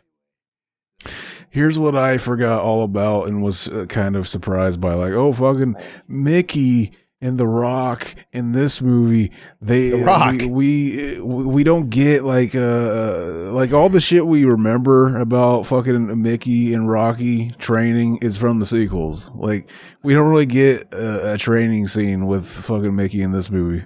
He kind of propositions that he wants to help him. Yeah. He's like fucking. He tells him no at first, but then he like changes his mind. I mean, he's gonna be in his corner and shit. I actually I like this whole because Mickey was treating him like shit, like you're a bum, you're taking up locker space, this whole deal. You got no heart, all this stories like you got heart, you just whatever he says. But yeah, and now that he's got this golden ticket per se, Mickey comes crawling back to him like, hey, maybe I can help you. Like, no, you fucking cunt. Didn't you just fucking shit on me? Now you want to be my friend, now that I got this golden ticket. But it's cool. It gives you a much needed look into who Mickey is, right? I think this is all the scene we get where, it's like we get it. He was a fighter. Mickey just is a clout chaser. Like, what if we found out they should make it the new Creed and we find like an old document Mickey wrote? He's like, oh, I hate that Creed kid or that Rocky kid, but I'm gonna fucking help him just because I might get big time. Well, he is. He essentially kind of is, and but you kind of get this whole backstory of, hey, look, I'm just a guy that wants my shot too, and I failed, and you're my meal ticket basically. But I think the only thing that's supposed to save him is when he was basically saying, like, when he kicks him out of the gym and all that shit, he's like, didn't he say something like, look, you got a lot of heart, but like, I don't know, you don't want it as bad or something like that. I'm like, is that supposed to be enough? Now we can fall back and say, oh no, I always believed in you. But now, you got the kick in the pants. And he's like, oh, you could be a good fighter, but you're too, you fight like a fucking, an ape, or like fucking, you just want blood. It's like, isn't that what fucking boxing is all about? Like, I'm so confused. Like, what makes a good fighter and like a fucking, a boxer, fucking, somebody that's just, like, I assume he's implying like, oh, you're like a jobber, like fucking in the wrestling industry, like those guys that are just meant to fucking, you're supposed to beat them and they're made to make you look good. Fucking, I don't know. I don't know what makes a good boxer and a bad boxer. I don't know, but we're not supposed to fight as humans. Fucking, didn't we outgrow that? Let's put it behind us. It's a weird sport, beating the shit out of each other. Exactly. And the only regulation is we'll have a guy in the ring to keep an eye on to make sure you don't quite die. Like he's just edging you into death. But yeah, this Oh, scene's yeah. very important, though. We get the backstory on Mick and who he is and why this is so important to him. And I guess they bond from it, because clearly after this, they're like fucking bread and butter. They're like, inseparable. And of course, when Mickey dies in 3, Rocky cries again. And that is cringe. If there's one thing Rocky can't do, it's cry. Like, Stallone cannot cry. He's a shit crier, man. It's so funny. But for all I know, because of his... He has very little experience crying, so fucking he just looks awkward doing it. Fucking he's a big Chad, never cried once in his life. For all I know, though, his impediment and his paralysis, that might be how he really sounds when he cries in real life, and I'm being an insensitive asshole. But Exactly. But it always comes as weird. I didn't even know he was paralyzed, like his face. Yeah, when he was getting delivered, the tool they used to pull the baby out by the head, like the little fucking tongs, the little thing, they grabbed him by the fucking lip and cut some tendons. They fucked up. I mean, like, that would be a lawsuit today, you'd think. But they even use a thing to grab the baby's head. I thought they just grab the baby's head with their hands now. I mean, whatever it is, they use something and to grab him out, and they cut him with a tool. And but he says it's a blessing and a curse. He's like, it's my signature. It is what it is. And I'm pretty sure he got some kind of work done to it, because it got a lot better over time. Oh yeah. Arnold had to get rid of his. It looks mold. like a Picasso painting. Yeah. He does. I'm being a dick. Fucking like towards the end of the movie, like whenever it really shows itself, that's when it looks very goofy. I didn't ask no favors. Talk about your prime. I love this scene. What about my prime, Mick? Basically, this is him saying, "Fuck off, you motherfucker." We're just watching a man have a nervous breakdown here, talking to himself. So, I mean, this is a testament. Sylvester Stallone is a good actor when he's got a great script and he's got a great supporting cast, because Burgess Meredith, all these guys are awesome actors. They really are. And look at them. You could clearly tell this is a passion project for him, because he's acting great. He was nominated for a Best Actor Oscar, like that means anything. But I mean, like, it's not one that would have felt weird had he actually won. This movie won Best Picture, so Erwin Winkler got it. The producer got an Oscar, and I think he got best. I think he got the best script, screenwriting, but he didn't win but he got nominated, and he's awesome in it. But then you watch him in Stop or My Mom Will Shoot, and it's just like, which I think that movie's funny, but it's not good. You watch him in Expendables, and it's like fucking hammy as shit. But would you want to watch Stop or My Grandma Will Shoot or My Mom Will Shoot and see like a good fucking performance? Like, how do you give a good performance in a movie called Stop or My Mom Will Shoot? It's almost like you have to be fucking stupid in that movie. But everybody wants to. Everybody likes to bag on Stallone like he's a Van Damme or something. But no, I mean, watch him in Copland. He's a good dramatic actor when he's got a script and he's got a good supporting cast with him. He can do it. But if you watch him in like Escape Plan, when you put him next to fucking Arnold Schwarzenegger, he gets on their level basically. And it's like they prop each other up in a bad way. Not that I don't. Not letting us hear their conversation there, where fucking he basically let Mickey know that like fucking I'm circumcised and like fucking like you can watch me fuck Adrian and shit like that. That was a good touch, because that doesn't seem as heroic if you can hear it. Fucking just leave it in the mind what they said there. Yeah. Anyway, you're right though. So Mick's not doing anything. He's trained. He's gonna wake himself up. He's gonna drink his eggs, and he's gonna do his own shit. Exactly. He wakes up, fucking this is his first day of training. He's like, I gotta eat raw eggs, 3 of them or 4 of them. How many? I don't remember. You could say Mickey is a clout chaser, but Mickey's got I'd do the same thing. But he's got credibility, right? But who's a clout chaser? Pauly. Pauly is a clout chaser. The whole fucking series, he's a piece of shit. And Rocky's nothing but good to him. I mean, the whole time. In this movie, what is he doing? He's trying to mooch off Rock. Hey, can I, even before the fighting stuff happens, hey, can you get me a job with Joe Spinell? I can do what you do. And then 4 raw eggs. I was wrong. 4 raw eggs. He eats 4. And he rides all 5. The way. He wants 5. 5 raw eggs. And then he why? And he just does it. It's just one take. You know that was real. They didn't make fake eggs for him to crush. No, it's just Put it up there. Why would you do that? And that's why not just eat? Why not cook them at that point? How did anybody do this before Rocky, or was this like the thing that started it? It's been what's that supposed to do? Like, get your metabolism going. I don't know. Yeah, I don't know if it was an actual thing fighters did, or if it was just like supposed to imply at the time. Because now it's so self-referential, you don't really think about where it came from. Because now you just think, oh, Rocky. Whenever they have like a training montage in anything, whether it's Fresh Prince, a TV show, or a movie, they have them fucking breaking the eggs and drinking the eggs. It's just like, it's just part of it. Did Stallone have to look into that and find out if he could die from that before he did it on the salmonella? I mean, as long as they're not rotten, I don't know. I'm sure I guess it's fine. He's okay. He probably got diarrhea. Okay. Why not just cook them though? I'm sure that'd taste better.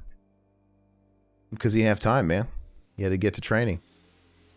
You ever set your alarm clock a couple minutes earlier? You ever go on a jog or a walk like before the sun comes up and you get to see the sun come up? It's the best feeling in the world. I love it. Like go walking around at 5:30 in the morning or 6 and, go out just like him and watch and everything's so quiet but just starting to wake up. It's really cool. Sounds cucked to me. Do you think he looks stupid to everybody else? Like, why is this guy running down the street punching air? What's he doing? Do you think he's Rocky or something? Fucking exactly. He's a big chesty. Look, he runs up these stairs here, and he can't do it. This is the first time he's out of shape. He's out of shape. He can't fucking run up here. He grabs his side and just fucking starts panting. Well, and it signals too. Like obviously, okay, when he makes it to the top, that means okay, he's ready for the fight. Like that's always at the end of the training montage. Like I'm ready. I can run up these stairs. I always thought about the way he runs up those stairs. Like when he's, getting stronger, flying high now. When he's getting strong and he runs all the way up the stairs really fast, it always kind of freaked me out because like I would be scared to do that as an actor because he's running up those stairs really fast and he's in Chuck Taylors. They got no fucking tread. And it's like, dude, I feel like I would fall on my ass or I would trip, stumble, and fucking land face first in the stair. I don't know. Maybe I'm just not very coordinated. That's why you are not a big Chad like our boy fucking Stallone, a.k.a. Rocky Balboa. No, but see, okay, pauly, he's the biggest opportunist in the whole series, right? So like I said, he tries to clout chase and ride his way to the top with this whole thing of him getting this opportunity to fight. He takes like oh, I'm his manager. He's that guy, like tries to shoehorn himself in. And then he gets some like weird commercial deals. And remember when they go to the boxing match and the fight, like he's like, what the fuck does this say? He sold he had ad space. Like he's making money, and Rocky just lets it happen. I mean, he's just like whatever. You know what I just remembered? What? Remember the fucking shitty ass Rocky video game on like the GameCube and PlayStation 2? I never actually played it. I saw like AVGM play it. Right? Did you play it? Yeah, I remember like there was mini games where like fucking it was basically like test your might, like in between fights you'd be like, oh, now you're at the fucking the cellar or whatever this is, the fucking meat place, and you're fucking punching the meat and fucking like you mash X to punch the meat. Like I just remember there were so many glitches in that game, like fucking the character models would just turn inside out and fall through the fucking mat for no reason. So weird. Amazing game. One of those. What is it about Stallone and having these shitty, like almost Rambo. career-ending games? The PC Rambo. Yeah. That on-rail shooter Rambo game where his fucking lips look like chewed up bubble gum. If they could really do a Rambo game like that, like the concept of, hey, let's just play through the 3 games or the 3 movies at the time or whatever it is, I would love that. Lego Rambo. No, Lego Rambo? No, just give me is there a Lego Rambo? No, come on. That's always the plot of the Rambo games. You just play through the movies. Or the Lego games. Oh, is that what they do in the Lego games? I always thought it'd be awesome if they did fucking Lego Friday 13th, Nightmare on Elm Street. I would totally play that shit. And I would come. So I want to see, this is why I want to know their backstory. Like, why are they friends and how are they friends? Why is Pauly so entitled? Okay. Why is Pauly so entitled? What makes him such a good friend to Rocky where he feels like, hey, I'm fucking here and this stinks and my job stinks. You need to give me a piece of what you got. What makes him so entitled? It's not like they're brothers. That's what I don't understand. I mean, the best thing that ever happened to him was that he fucked his sister.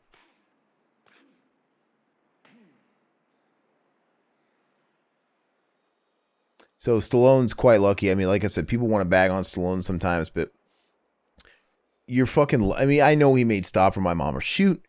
You know, he's made Rhinestone. He's made some stinkers, but anybody would be so lucky to have one Rocky in their filmography. I mean, this movie is... It like I said, it started an entire subgenre, and it's parodied to this day. Between the, like I said, the training shits, the eating the raw eggs, the punching the fucking frozen carcasses. I'm trying to tell him, Zach, that like, you know, people can knock on Stallone for having these shit movies in his career, but it's kind of hard to, everybody would kill to have one Rocky in their repertoire. Cause like this movie's parodied all over the place. Between the raw eggs, the him punching the carcasses. I mean, there's so many, but running up the steps. I mean, there's just so much iconic shit. It started a subgenre. And even if he made shit, who cares? The guy's been around forever at this point. How many people are still in theatrical movies at his age? He's technically had a number one movie in every decade since the 70s. That's 70s, 80s, 90s, 2000s, 2010s, 6 decades. That's even if he had pits and valleys along the way. Like, who has had that kind of staying power? Fucking, what was the big movie in the 90s? Cliffhanger was a really big one. Cliffhanger was the number one movie of the year. He might have had, you know, I don't know, maybe Demolition Man was the number one movie. I don't really know, but I know Cliffhanger was massive. That was the biggest movie of the summer. Then it's funny because Cliffhanger was... Rocky IV was his biggest box office movie of all time. And then Cliffhanger was number 2 below, you know, and that came in the mid 90s. And it's funny because Cliffhanger was so huge, but after Cliffhanger, that's when he went through his slump and he started coming out with like ICU Detox and, fucking, what's it called? Get Carter and, Drive, all these, he had bomb after bomb after bomb after bomb. And that's when his career was in the toilet. And then he had to come out with Rocky VI to kind of revive it. And so that was his number one movie in the 2000s. 2005, he had Rocky VI, and that was a hit. And then it gave him enough clout he brought back. Remember though, it wasn't called Rocky VI. It was called Rocky Balboa. Oh, Rocky Balboa. I mean, that's you know, which that was a thing at the time. It was like what they're embarrassed to put a 6 on it. So it's like, so that's always, they already kind of started doing that fucking reboot thing. Yeah, that's kind of like when they started, like then Rambo was just called Rambo. Like, well, I think they should have called. I think Balboa would have been a good title. You know, let's call it. You have Rocky and then Balboa. Like I'm gonna watch Rocky and follow it up with Balboa. No, but and the thing is they were supposed to do the same thing to Rambo 4. Because if you watch the director's cut of Rambo 4, the title card actually says John Rambo. If you watch the director's cut, it's to me, I think John Rambo is less confusing than calling it Rambo because we've already got a Rambo technically. You had First Blood Part 2. Wait, First Blood, Rambo, First Blood Part 2. Then you had Rambo 3.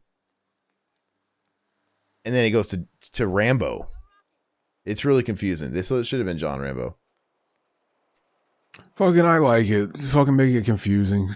Make a fucking Rambo 8 and then make fucking Rambo 3 after. Just to fuck with people. Like, why not? Like, I'm so sick of this fucking cucked logic bro fucking world we live in.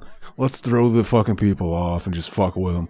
Isn't it weird that like Mickey tells them to not have sex? Like fucking women, well, he says something really weird to them that I noticed. Fucking, what was it? Like fucking, I forgot. It was but really it's weird. that like, old adage of like fighters prepping for a fight. You don't have sex. You keep it all stored up. You don't fucking release. Yeah, he's like, I want to stay strong. It's like, is he one of those no fap? I don't guys? understand. Wait. It's like, yeah, they always say like, don't have sex, but obviously it means don't come at all. So they never say, well, don't jack off either. Because, yeah, what's the point? I mean, jacking off, it's the same fucking thing. But, like, so is the point to get him all pent up and aggressive? I don't understand. Does he want him to fuck the other fighter? Like, does he think he's going to, like, get all that? Why does that make you want to kill somebody? Because you're all pent up and horny. It's really weird, a concept. I spent like the first like 10 years of my life training for a fight. Pussy. Training for a fight. I said 10. 10 years. I could have sex at 10. I spent the first 40 years of my life training for the big fight. Yeah.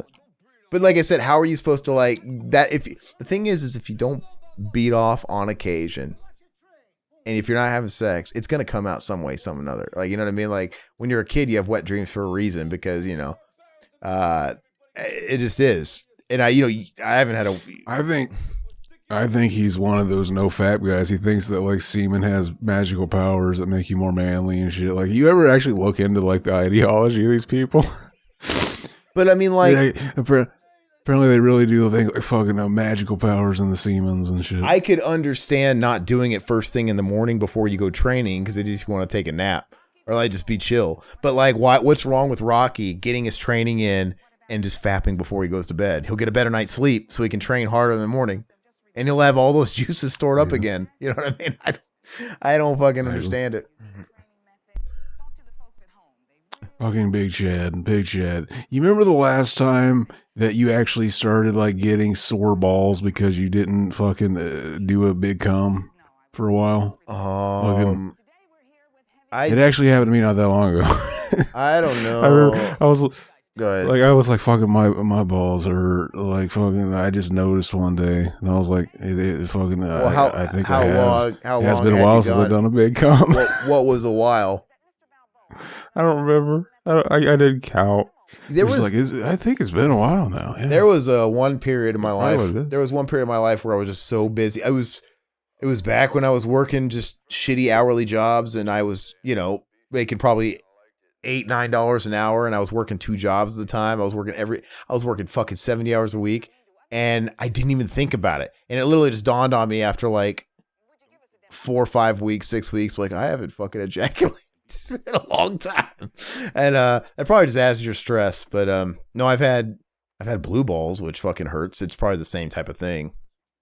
But that's more like when you're getting worked up and nothing happens from it. There's just like a certain stress and pain that comes. That's not what it was. Yeah, I don't know. I just think if like I have no problem coming. I come on command. Fucking someone you could tell acting like a dog, just fucking right there. Fucking do a big cum and I'll fucking it'll happen. See here, like look. So Duke, he's the one taking notice, right? He's getting this coverage on TV and. Paulo's got his head in the sand talking about rich people shit. He's like, hey, Champ, you ought to come look at the boy. He's going to give you a fight on TV. I like how they're getting this nice movie cut together, edit. On the fly? Camera. On the fly? Yeah. Yeah, it's really funny. What was I... Oh, I love this. I love right here when he finishes and then he shows like his fucking bloody fist to the camera and he just stands there all awkward. Yeah, like he's an idiot. He's like, you want to show me a little bit of this? Yeah, this is his savantness. Like, like I don't know what to say. What do you say there? It's like, I guess I'll just not talk and look like a badass. Well, the whole thing is like he wasn't really talking. Like, oh, can you show us a little bit? And he's like, okay, and he's fucking just the whole thing's kind of awkward. But. Oh, look. That's why they had to cut all that time. Fucking, otherwise it's just one awkward scene. This is the great pauly scene of the movie because he's just going through his own bullshit. This is what I was saying when you took a break. Is I want to know the backstory, like what makes pauly such a good friend and important figure in Rocky's life for him to feel so entitled. Because he freaks out on Rocky, like, what about this shit? Like, he feels so entitled that you should take me along with you. Like, who the fuck is he to Rocky? Like, why? It honestly feels like Rocky is being taken advantage of. I think pauly takes advantage of Rocky. It's like, clearly, he's got a really good heart. He's a little slow. And it's like, hey, I can use this guy. Like I said, he like sandwiches. It kind of seems like he might only put up with Rocky because he liked Adrian. It might have been one of those things where he liked Adrian first and then he just started talking to Rocky. Yeah, maybe. But like But he does. But he acts like I said. Right now he's drunk and he acts so entitled. I called Burt Young Rocky. My bad. Yeah, I know. I got it. I get what you're saying. This ain't no charity case. Get out of my house. He's such a big fucking concrete cocked Chad, though. I'm getting fucking beating his wife flashbacks from fucking Amityville 2. Like, that's the same look he had on his face when he smacked his wife around. You stay out of my business, fodder. Like the priest is right there in the fucking house. Gosh, it was like ridiculous. That's always super fucking weird too in movies, and just like whenever like the drunk dad smacks the mom, just like like that always just like fucking just like it's like fucking just one of those cringe moments. It's like fucking dude hitting a woman. Fucking there's something about that that's just speaking of and you think I'm fucking weird for thinking rape does that to me. Watching rape movies, you're like, you pussy. Rape is just fucking. I watch rape movies all the time. You draw the line at a man slapping a woman, but not when he's fucking slapping her pussy. Like fucking, it's completely different. Completely different. Gosh. Anyway, like I think it. Yeah, I don't know, but I speaking of Amityville was I don't want I want to say an anecdote about Amityville, but this scene's so fucking great. I love this. What do I owe you, Pauly? You're supposed to be good to me. I am good to you. I clean for you. I fucking treat you good. It's great. Pauly's I want to know Pauly's story. Why is he a piece of shit? Did he have his heart torn out? Did he used to be married? Did his fucking father molest him? What is wrong with him? He's not only entitled when it comes to Rocky, he's entitled with Adrian too. Like that whole thing. Like you owe me. He's fucking, he's miserable and unhappy. And he called her bust. He wants Adrian to be fucking miserable and unhappy too. Yeah, exactly. Exactly. Yeah, he's just one of those guys that wants to bring everybody down. And that's why his whole, like, you know, whole fucking 360 or whatever comes back around in Rocky 5. It's beautiful because it's the only time he really takes ownership. You know, when they're lamenting her death and he's just like, I was a fucking piece of shit. I was a fucking terrible guy. What was the reason they made her dead in this? Wasn't she still alive when they made the movie? I was surprised they killed off her character. She was alive in 5. And originally, I think the idea was to bring her back for 6. But no, I mean, Stallone wrote and directed it, and he just thought it was a more powerful story to have her dead. And it was. It totally was. It worked so much better because...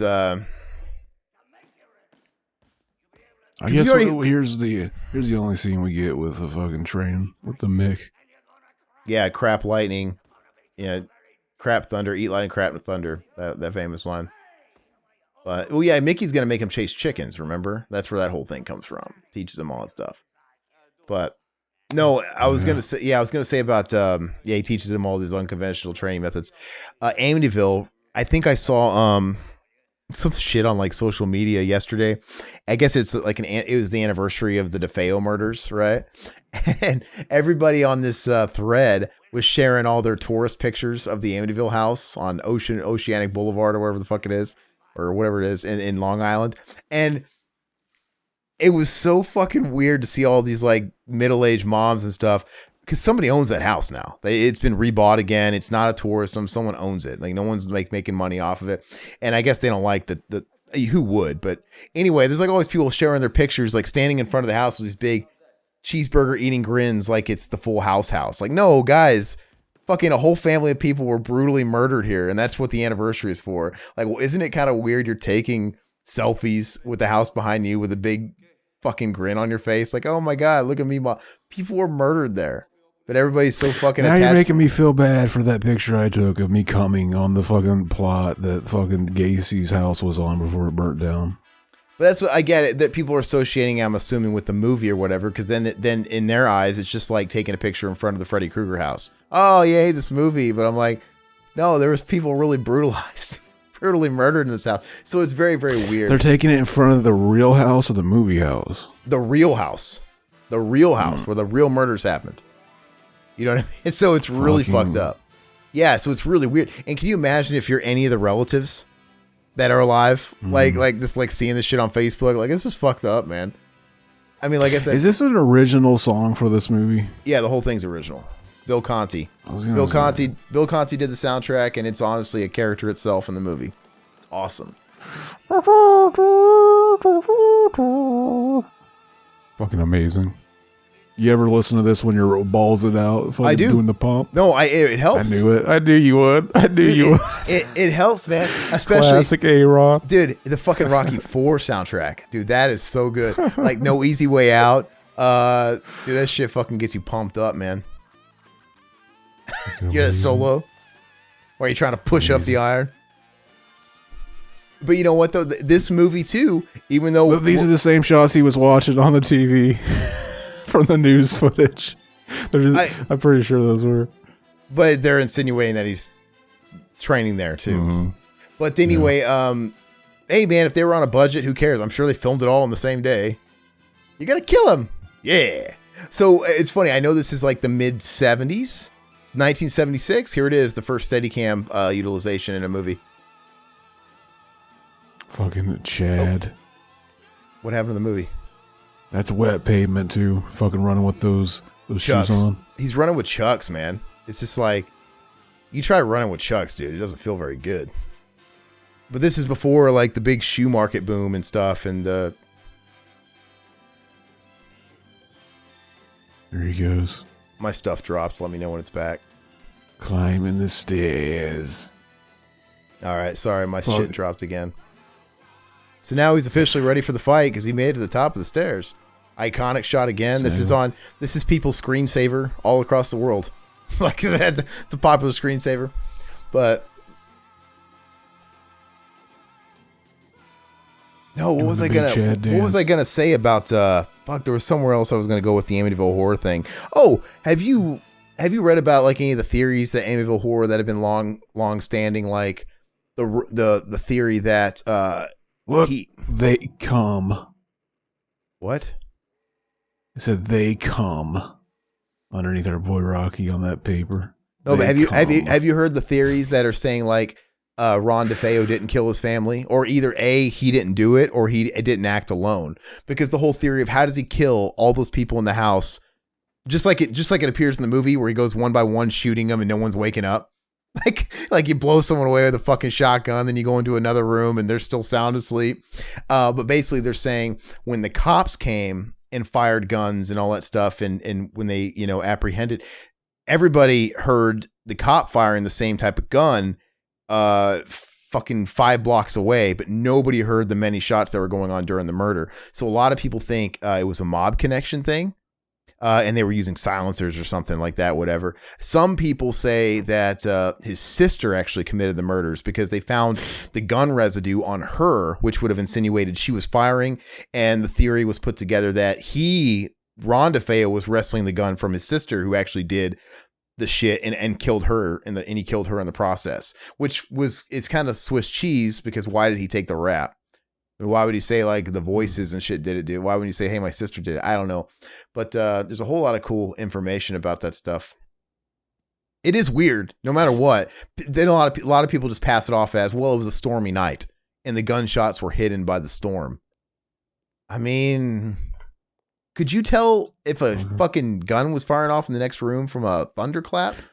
You would think, but fucking who knows? Fucking one time I was lighting shit on fire, and fucking the smoke alarm started going off for literally like 5 minutes, and no one in my house woke up. I laid in my bed thinking, I'm gonna get in so much trouble. And then I noticed nobody's coming in and yelling at me, so I was like, fucking, I'll just go shut it off myself. And I finally like stumbled in there and fucking found it, tried to pull the battery out, and fucking nobody ever found out anything. Very Chad. Do you know those people that have those houses and they never change the fire alarm and they just let it beep like perpetually? Beep. Fucking beep. I don't know those people. They fucking just tune it out and it's like always there.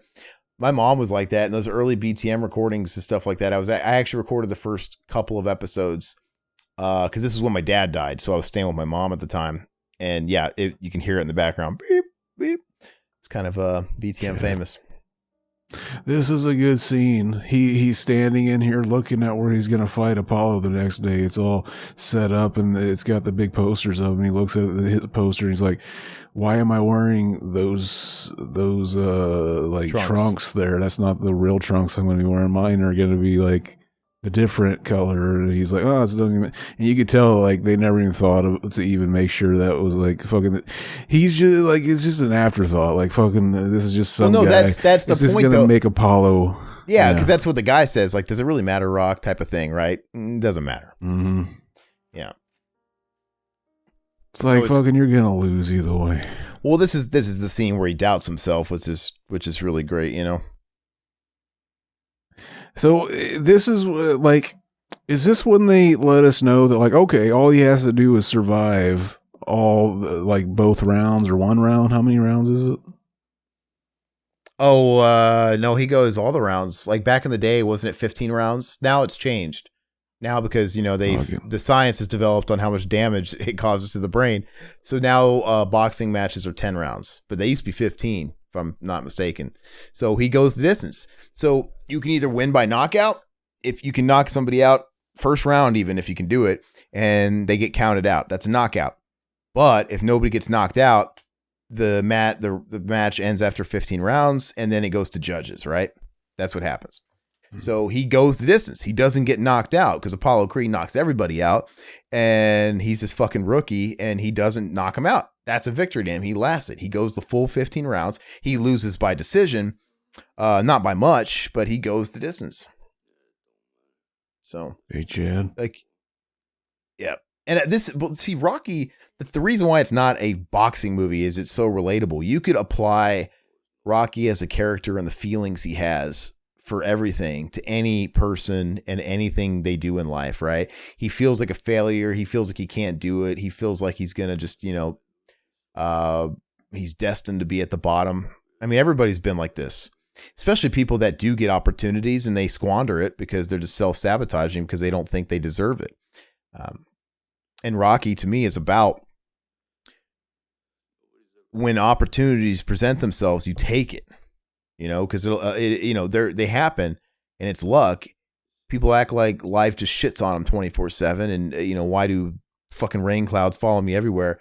It's not like that every single day. You got to get your head out of the fucking sand and stop being so negative and look for the opportunities and actually take them. So, I mean, that's what Rocky is to me. It's like, take your opportunities, take your shots.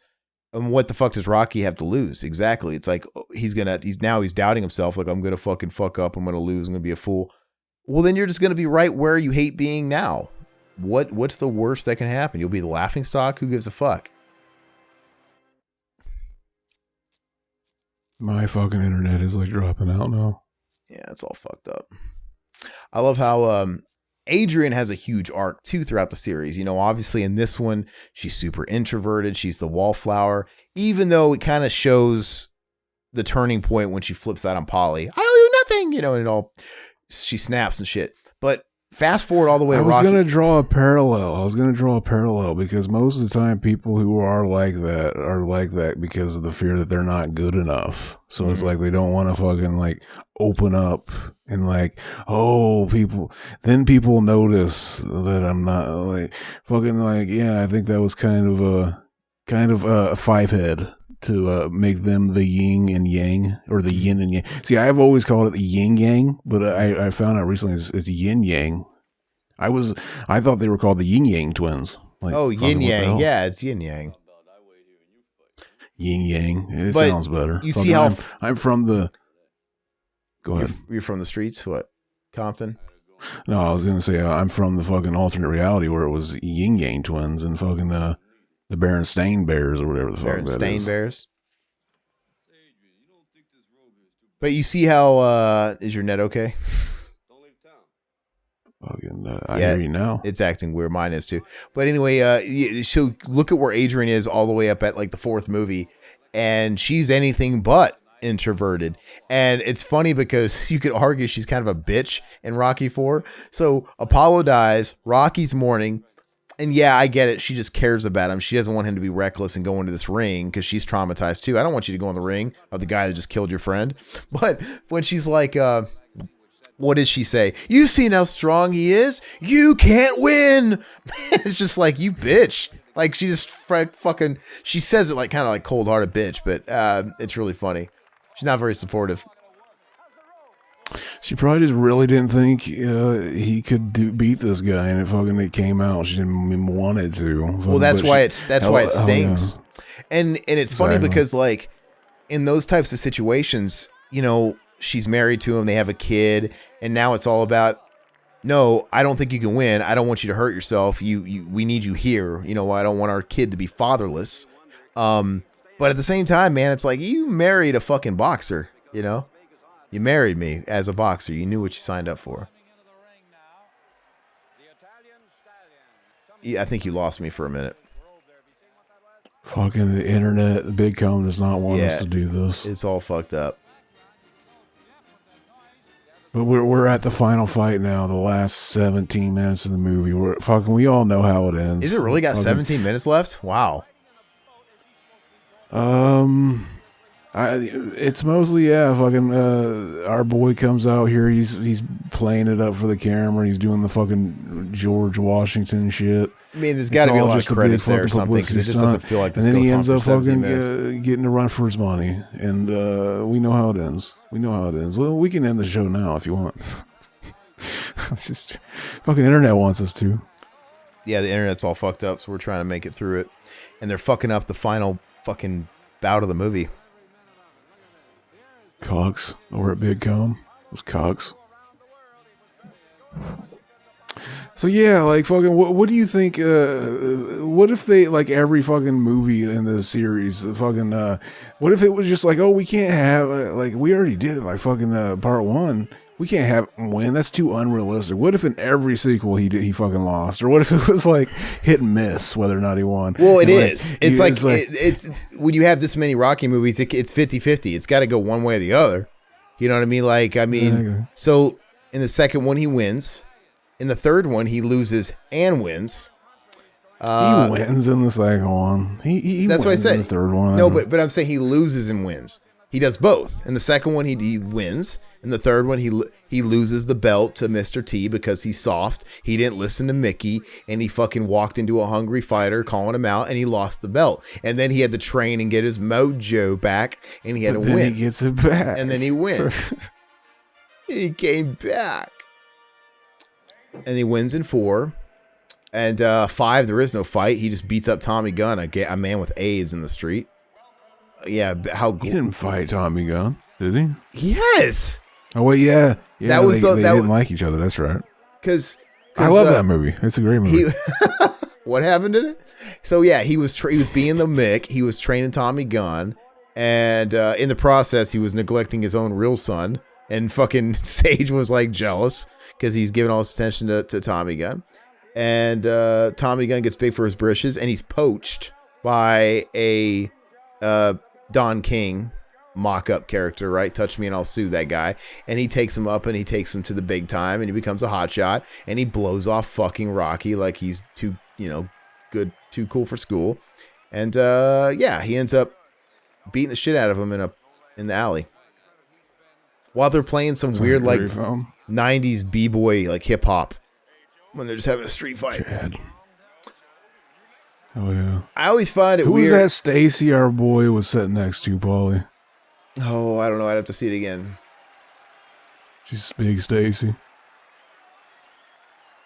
It's kind of weird that they acknowledge real boxers with like the fictional boxers, because that's Smoke and Joe Frazier, and obviously Rocky Marciano. He idolized him, and but they acknowledge that Apollo is clearly based off Muhammad Ali, that louder than life, like egotistical showboat personality. But I'm like, wait, so does and they even call in like the Creed movies and shit like that, like he was the greatest boxer that ever lived. So like, does Muhammad Ali not exist in this universe because he kind of is this universe's Muhammad Ali? And if so, why is Joe Frazier here and all these other people and stuff like that? The Joe Frazier thing, they didn't need. I don't know why he's in this movie. They just gave him this weird little cameo, like this, like hi, here's special guest Joe Frazier. I don't know what that's about. That's he is not the fucking superior Frazier. We all know who the superior Frazier is. I saw your 9 Inch Nails. Your 9 Inch Nails meme. Fucking stupid, dude. 9 Inch Nails. We could start a band called 9 Inch Nails. Fucking, it could be Just write songs about Daphne. It could be it could be the music of 9 Inch Nails, but you change the lyrics to Frasier, right? Frasier themes, yeah.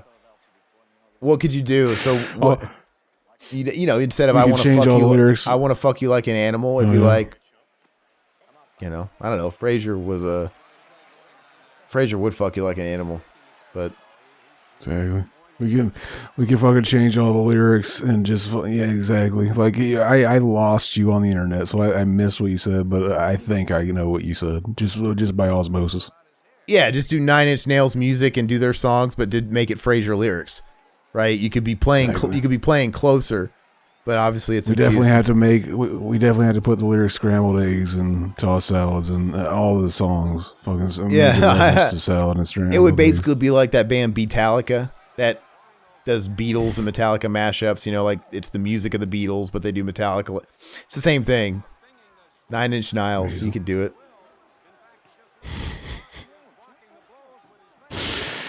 So you think Niles is just like 9 inches tall, or do you think it's talking about his cock?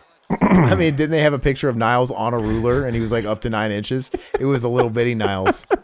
So it wasn't his dick. So funny. Niles, Sherry. Fucking amazing. Yeah, that's the fact that we live in a world where fucking memes like 9 Inch Niles exist. I love, and it's so funny because it's just a very small group that's finding those funny and trading them, like the Frasier group. I don't remember where it is. I think it's later in the series. I think it's maybe it's on the episode when Daphne runs away with Niles and she stands Donnie up at the wedding. I can't remember, but I love it when Marty Crane's obsessed with like the Austin Powers movies, and it's like well past it being a fad and it's all tired and he just discovered them and he's doing all this stuff like, do I make you Randy? Like, oh God, what does Frasier say? Like, Dad, like the Austin Powers movies are so fucking, no one talks about it. Oh, behave. So have you ever like had a friend that found a movie way later and it was like cringe hearing them talk about it? Like, dude, that's so old. Yeah. Yeah, no, yeah, basically. Oh, I mean, it was just basically those people that were doing the Borat shit about a year too late, My life, like, all right. But I always thought that was really, really funny. Oh, behave. And he's even getting the grandfather aspect of it right, where he's not doing it right. Like, just, oh, behave. Like, God, you're so cringe. Because my grandfather did that shit. I remember, case in point, my grandfather, I remember... mind you, this was about a year after this whole catchphrase got super fucking tired. Everybody's done with it. My grandfather just ordered a new computer, and he like nudges me on the shoulder and he goes, "Dude, we're getting Adele." Like, oh God, Grandpa, the same fucking shit. It was so Marty Crane. Like, you're funny, Grandpa. That was a good one. Or the Can You Hear Me Now, right? That was fucking, oh. My grandmother was doing Can You Hear Me Now for 5 years after it died. Can you hear me now? Can you hear me? Like, oh, God, Grandma. Fucking shush.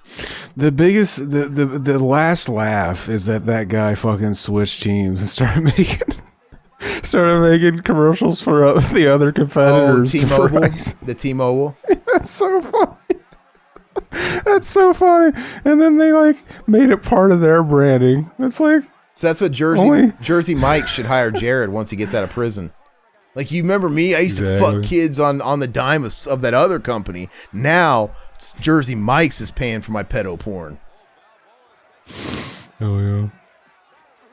Jersey Mike's paid my bail. Oh yeah. I wonder what Jared's up to. Look at. Go ahead. Well, yeah, he's probably still in prison, ain't he? Yeah, I'm sure he is. Jared Subway 20. Oh. Subway Jared 2021. As if they're going to have like an updated yearbook photo of him this year.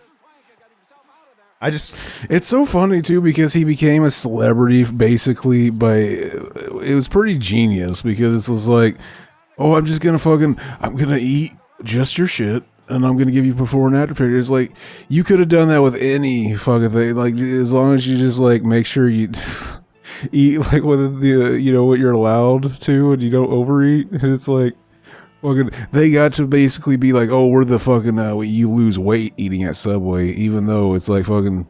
All he like, did was eat bread less. Isn't good for that shit. But all he did was eat less, and it just so happened Subway was part of his like personal health plan. Like, hey, I'm just gonna eat once a day. I'm gonna go on like a 2-mile strut around the neighborhood. I'm actually gonna move my ass, and on the way home, I'm gonna get a cold cut combo, and that's my meal. I'm like, no, it wasn't Subway that was the magic ticket. It's just because you fucking ate nothing but a cold cut combo every day, and you weighed about 900 pounds. So anything short of like 8,000 calories a day, you were gonna lose weight fucking dramatically, right? And it's not like he got all fucking ripped and buff. He got to a certain point where he was like the skinny, kind of pudgy fat guy. And it's like, yeah, I mean, at this point, Jared, you need to go to a gym and you need to stop eating so much Subway. But basically, it doesn't take much to lose weight if you were as big as Jared was. Like, just fucking don't eat an entire house all day and just move. Like, you go from not moving at all to walking 3 miles a day and eating like fucking... drinking 1 less can of soda a day, you're gonna fucking shed pounds. It's just the way it is. But, Look, the music is swelling. Our boy's getting the shit kicked out of him, and he's still going. And it's funny, though, that this movie has the fakest looking fighting, right? The clear, not hitting, and, some of those punches don't land but 2 inches away from the face. It gets pretty realistic by the third movie. Fucking, our boy Rocky fell down. Is he not going to be able to stand up? Fucking Mickey's yelling at him, get up. And then fucking Adrian comes in and he sees Adrian and it gives him the strength. Yeah. Just like me with this show. Fucking I see Adrian in the chat and it gives me the strength to carry on. Our boy Adrian, the Mendozer. The Mendozer. The Mandozer. The Bulldozer. We need to make a Mendozer band and just cover Weezer songs but change it to like being about Mendoza. So are we gonna moonlight on the weekends as 9 Inch Nails and do that during the week? I don't get it. It's like we're gonna open for ourselves as 9 Inch Nails. Gonna be good shit. I mean, Sugar Ray named their band after a boxer. Why can't you name your band after like Frazier? Why can't you just be like Frazier Crane? I thought that was the ending. The music was swelling. I thought it was fucking over. But there's another round. And this is where he tells him to cut open his eye. I forgot about that, yeah. Cut me, Mick. Cut me. No, it's as soon as the bell rings in the 15th round, it goes da-na-na-na, and he jumps up and lands on his knees, which always looks like it hurt. You're bleeding inside. Does that actually like make the swelling go down, just like fucking cutting? You think it'd make it worse? Yeah, I mean, they have cut men. It's really what they do. So, I mean, it has to. Yeah, I guess that's all it is the blood swelling up to it. But it seems like it fucking hurt. Yeah, look, you're right. Like, why do people make this a sport? Like, there's a sport where your fucking eyes get so swollen you can't open them, and they have to cut you open so the blood spurts out. We're dumb fucking animals. It's pretty funny. I think if there are aliens, they probably do watch shit like this and like, we're not talking to these people. Yeah, exactly. We're not hanging out with these. We're not visiting. I would this think place. no matter whatever society was around the universe, I'm pretty sure they have barbaric shit like this. You saw Coneheads. They were doing that shit on the fucking planet of the Remulac. they would still have like the Roman Colosseum type shit. Exactly. It was pretty fun. It's pretty awesome though. It's like, back in the Roman Empire days, it's like you committed a crime. Well, we're not just going to send you to prison where you're going to drain tax dollars. We're at least going to get entertainment out of you. We're going to probably charge everybody a ticket to get in and watch you fucking fight a tiger or a lion and get fucking mauled or something, It's kind of cool. It's a good way to like... Ain't going to be no remake. I don't want one. That's what they had to do for entertainment when they couldn't fap on the online. I prefer now. I love that. There ain't going to be he told him there ain't going to be no rematch before everybody cheered and it was over. It's like, because he felt the hurt from Rocky. He's like, yeah, I'm not fucking rematching that. Like, I won. That's fine. Skin on my teeth. He probably feels he did. Yeah, 15 rounds. They cut it by a lot. It went from 15 to 10. What are they gonna do in like 80 more years when they're like, actually fucking punching someone in the head like once is pretty bad What? too. We should just, maybe it lasts one But round. I lost again. What'd you say? 80 what? It's over. His joke was not meant to be heard. Big Cum does not want it. Does not want it to happen. Yeah, the fucking net's being all funky. Every time you kind of get your point across, it cuts out right in the crucial moment. Yep, so, and I love that. So they're announcing Creed as the winner, and it's totally background. Like, you could honestly be chewing your popcorn too loud in the movie theater, and you would miss who won the fight. Because it doesn't matter. Mm-hmm. Like, you really don't. You just hear in the background, the winner is by decision, Apollo Creed. Doesn't even fucking matter, and I think it's awesome. He did it. He's the winner. I love it. And then it plays the fucking dun, dun, dun, dun, dun, dun, dun, dun, dun, and then it always freeze frames on that last note. Very Chad. Dun, dun, dun, dun, dun, dun, It's great. They don't do the freeze frames anymore. And the last lines of the movie are "I love you, I love you, I love you." In Rocky 4, in this new director's cut, it's really kind of weird because they end the movie with "Eye of the Tiger." I'm like, that's Rocky 3. In the theatrical version of Rocky 4, it opens with "Eye of the Tiger," which is great because it's a great segue. Because you see the iron gloves, so boom, dun, dun, dun, dun, and it acts as the perfect segue from 3 to 4. But instead, they put Sweetest Victory, another song from the soundtrack in the intro, and they end with "Eye of the Tiger," which is odd. I'm like, that's 3's movie, but and Survivor did a totally different song for Rocky 4, so I mean that one wasn't good enough, clearly. Anyway, all right, so that was Rocky. What's your favorite Rocky movie again? Say it. Rocky 1. Fucking, I don't know if mine was 3 or 4. I remember I liked them both. 3's a high point. 3's a right. real big high point. It's better than 4. 4's a lot of fun. It's 80s on crack, but like I said, if you remove all those montages, there's like a 5-page script there. There's like no movie there. It's just like, what the fuck That is almost this? makes it better though. It's like fucking, like you don't even have to try to follow this movie. It's just like all fucking so The movie is simple. under 9. The movie's not even 90 minutes. I don't think. I think it's just a couple minutes under 90 minutes, and there's like 6 montages, and the montages are long. So like, for example, when he's riding the car and he's just like clearing his mind, they play the entire "No Easy Way Out" song from the soundtrack. That was like a single and all that shit. So it goes on for about 6 minutes straight, and it's just this spliced up montage music video where he's thinking about all the past memories of Apollo fucking and him being gay on the beach, and it's really They didn't know how to like edit it to like fucking, oh, we'll have it play the first verse. He'll say the chorus and then it'll play like the fucking outro. It was just like fucking, we gotta play. How to do that? We're just gonna play the whole song. But anyway, so not only do I think Rocky is the greatest Rocky movie, I think more often than not, I say it's my favorite movie. I think it's a perfect movie. I think it's like, if I could claim I wrote any movie, if I can go back in time and fucking dip my pen in the ink, I'd be like, oh, Rocky's the one. It's so fucking good. Because like I said, it stood the test of time. It's parodied. It's a part of pop culture. It's referenced. I mean, can you think of a movie that's referenced more than Rocky?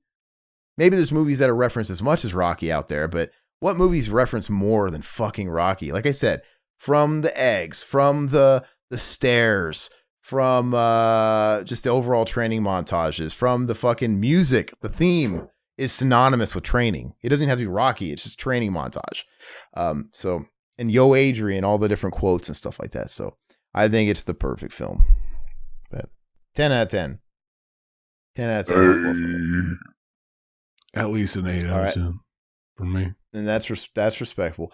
So go ahead and so you and Mac have been recording lately. What do you got coming up for Mac and Zach? Is that ICP episode coming up soon? I saw it. Fucking, it is coming out on Monday, baby. Fucking tomorrow. Long time coming to that. So are we going to do the Mac thing and review that Limp Bizkit record or not? Whatever, baby. Fucking whatever. Do you not want to do I'll have it? to listen to it. I guess. It was his idea. I mean, it'll be a quick one because the thing's like 30 minutes long. But anyway, I'm trying to think if there's anything we're missing. I know there's like a newer cinema. Shit. There's a new Exploited Cinema on the channel, right? What Exploited Cinema is on there? You got to keep me up to speed.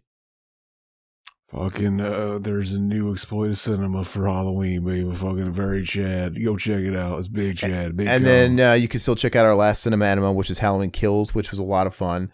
That one turned out really, really good. And yeah, I don't know what else to say. Thank you guys for joining us. I think from what me and Zach were talking about, November is going to be kind of a slow month, but hopefully we're going to be hitting you hard in December and getting right back to it. But if you guys like what you hear, if you're new to the channel, please like and subscribe and all that good stuff. Help us out in the algorithms. Leave a comment. All that interaction helps. And all you guys that want to downvote our videos for not putting up movies too, you can't see them now. Facebook took away the downvotes, man. You can't see them. You can do it. And you know what's funny is interaction, whether it's an upvote, a downvote, it's still interaction. It still helps your video. So now, if you can still do it and it doesn't show to the public, you're only helping us. So if you don't like our video, you're helping us. I never understood that. It's like, if you don't like a video, don't fucking do anything. Just move on. And when you're fucking, when you're cussing your name. If you want the channel to like not get anything out of it, then like you would just move on. Like it's like when you leave, if you leave bad comments and shit like that, it's still, you know, activity, interaction. But anyway, and also if you guys want to support us any further on top of just subscribing, and as well as with podcast services, you know, Spotify, iTunes, Google Play, all that good stuff, Stitcher. Please consider supporting us on Patreon. We have that linked below wherever you're listening to us or watching us. $2 helps us out a whole heap, and it gets you early access to everything and bonus content. And I have a deep end. I still have to. I might work on that tonight. I'm just such a fucking caveman. I regret how I didn't cover my ass when we started the recording. I'm gonna know better next time. I just fucked myself. Why you look high? Are you high, Zach? No. Are you a big time fucking Cheech and Chong like Toker now? I remember you like smoked for the first time just for a Mac and Zach podcast, and it turned you, man. You just became this full. What makes you think I'm high? I'm just sitting here. Because you're always fucking high now. It's like you're always just laugh, like always, everything we do. But anyway, we'll wrap it up. But thank you guys again, and we'll catch you guys next time. Bye, bubbles. End of the week at the Revival House. Next month's theme, you gotta figure it out. Italian zombies or Pauly Shore, a slasher with a knife and the girl next door, and 1 second in, get it all queued up and ready, hit play in 3, 2, 1. Bye bye puppets, Zach Pete and a solo cut band. Couldn't this Cameron's loving, Josh and Scott failed and Riverman's babe. Bye bye puppets.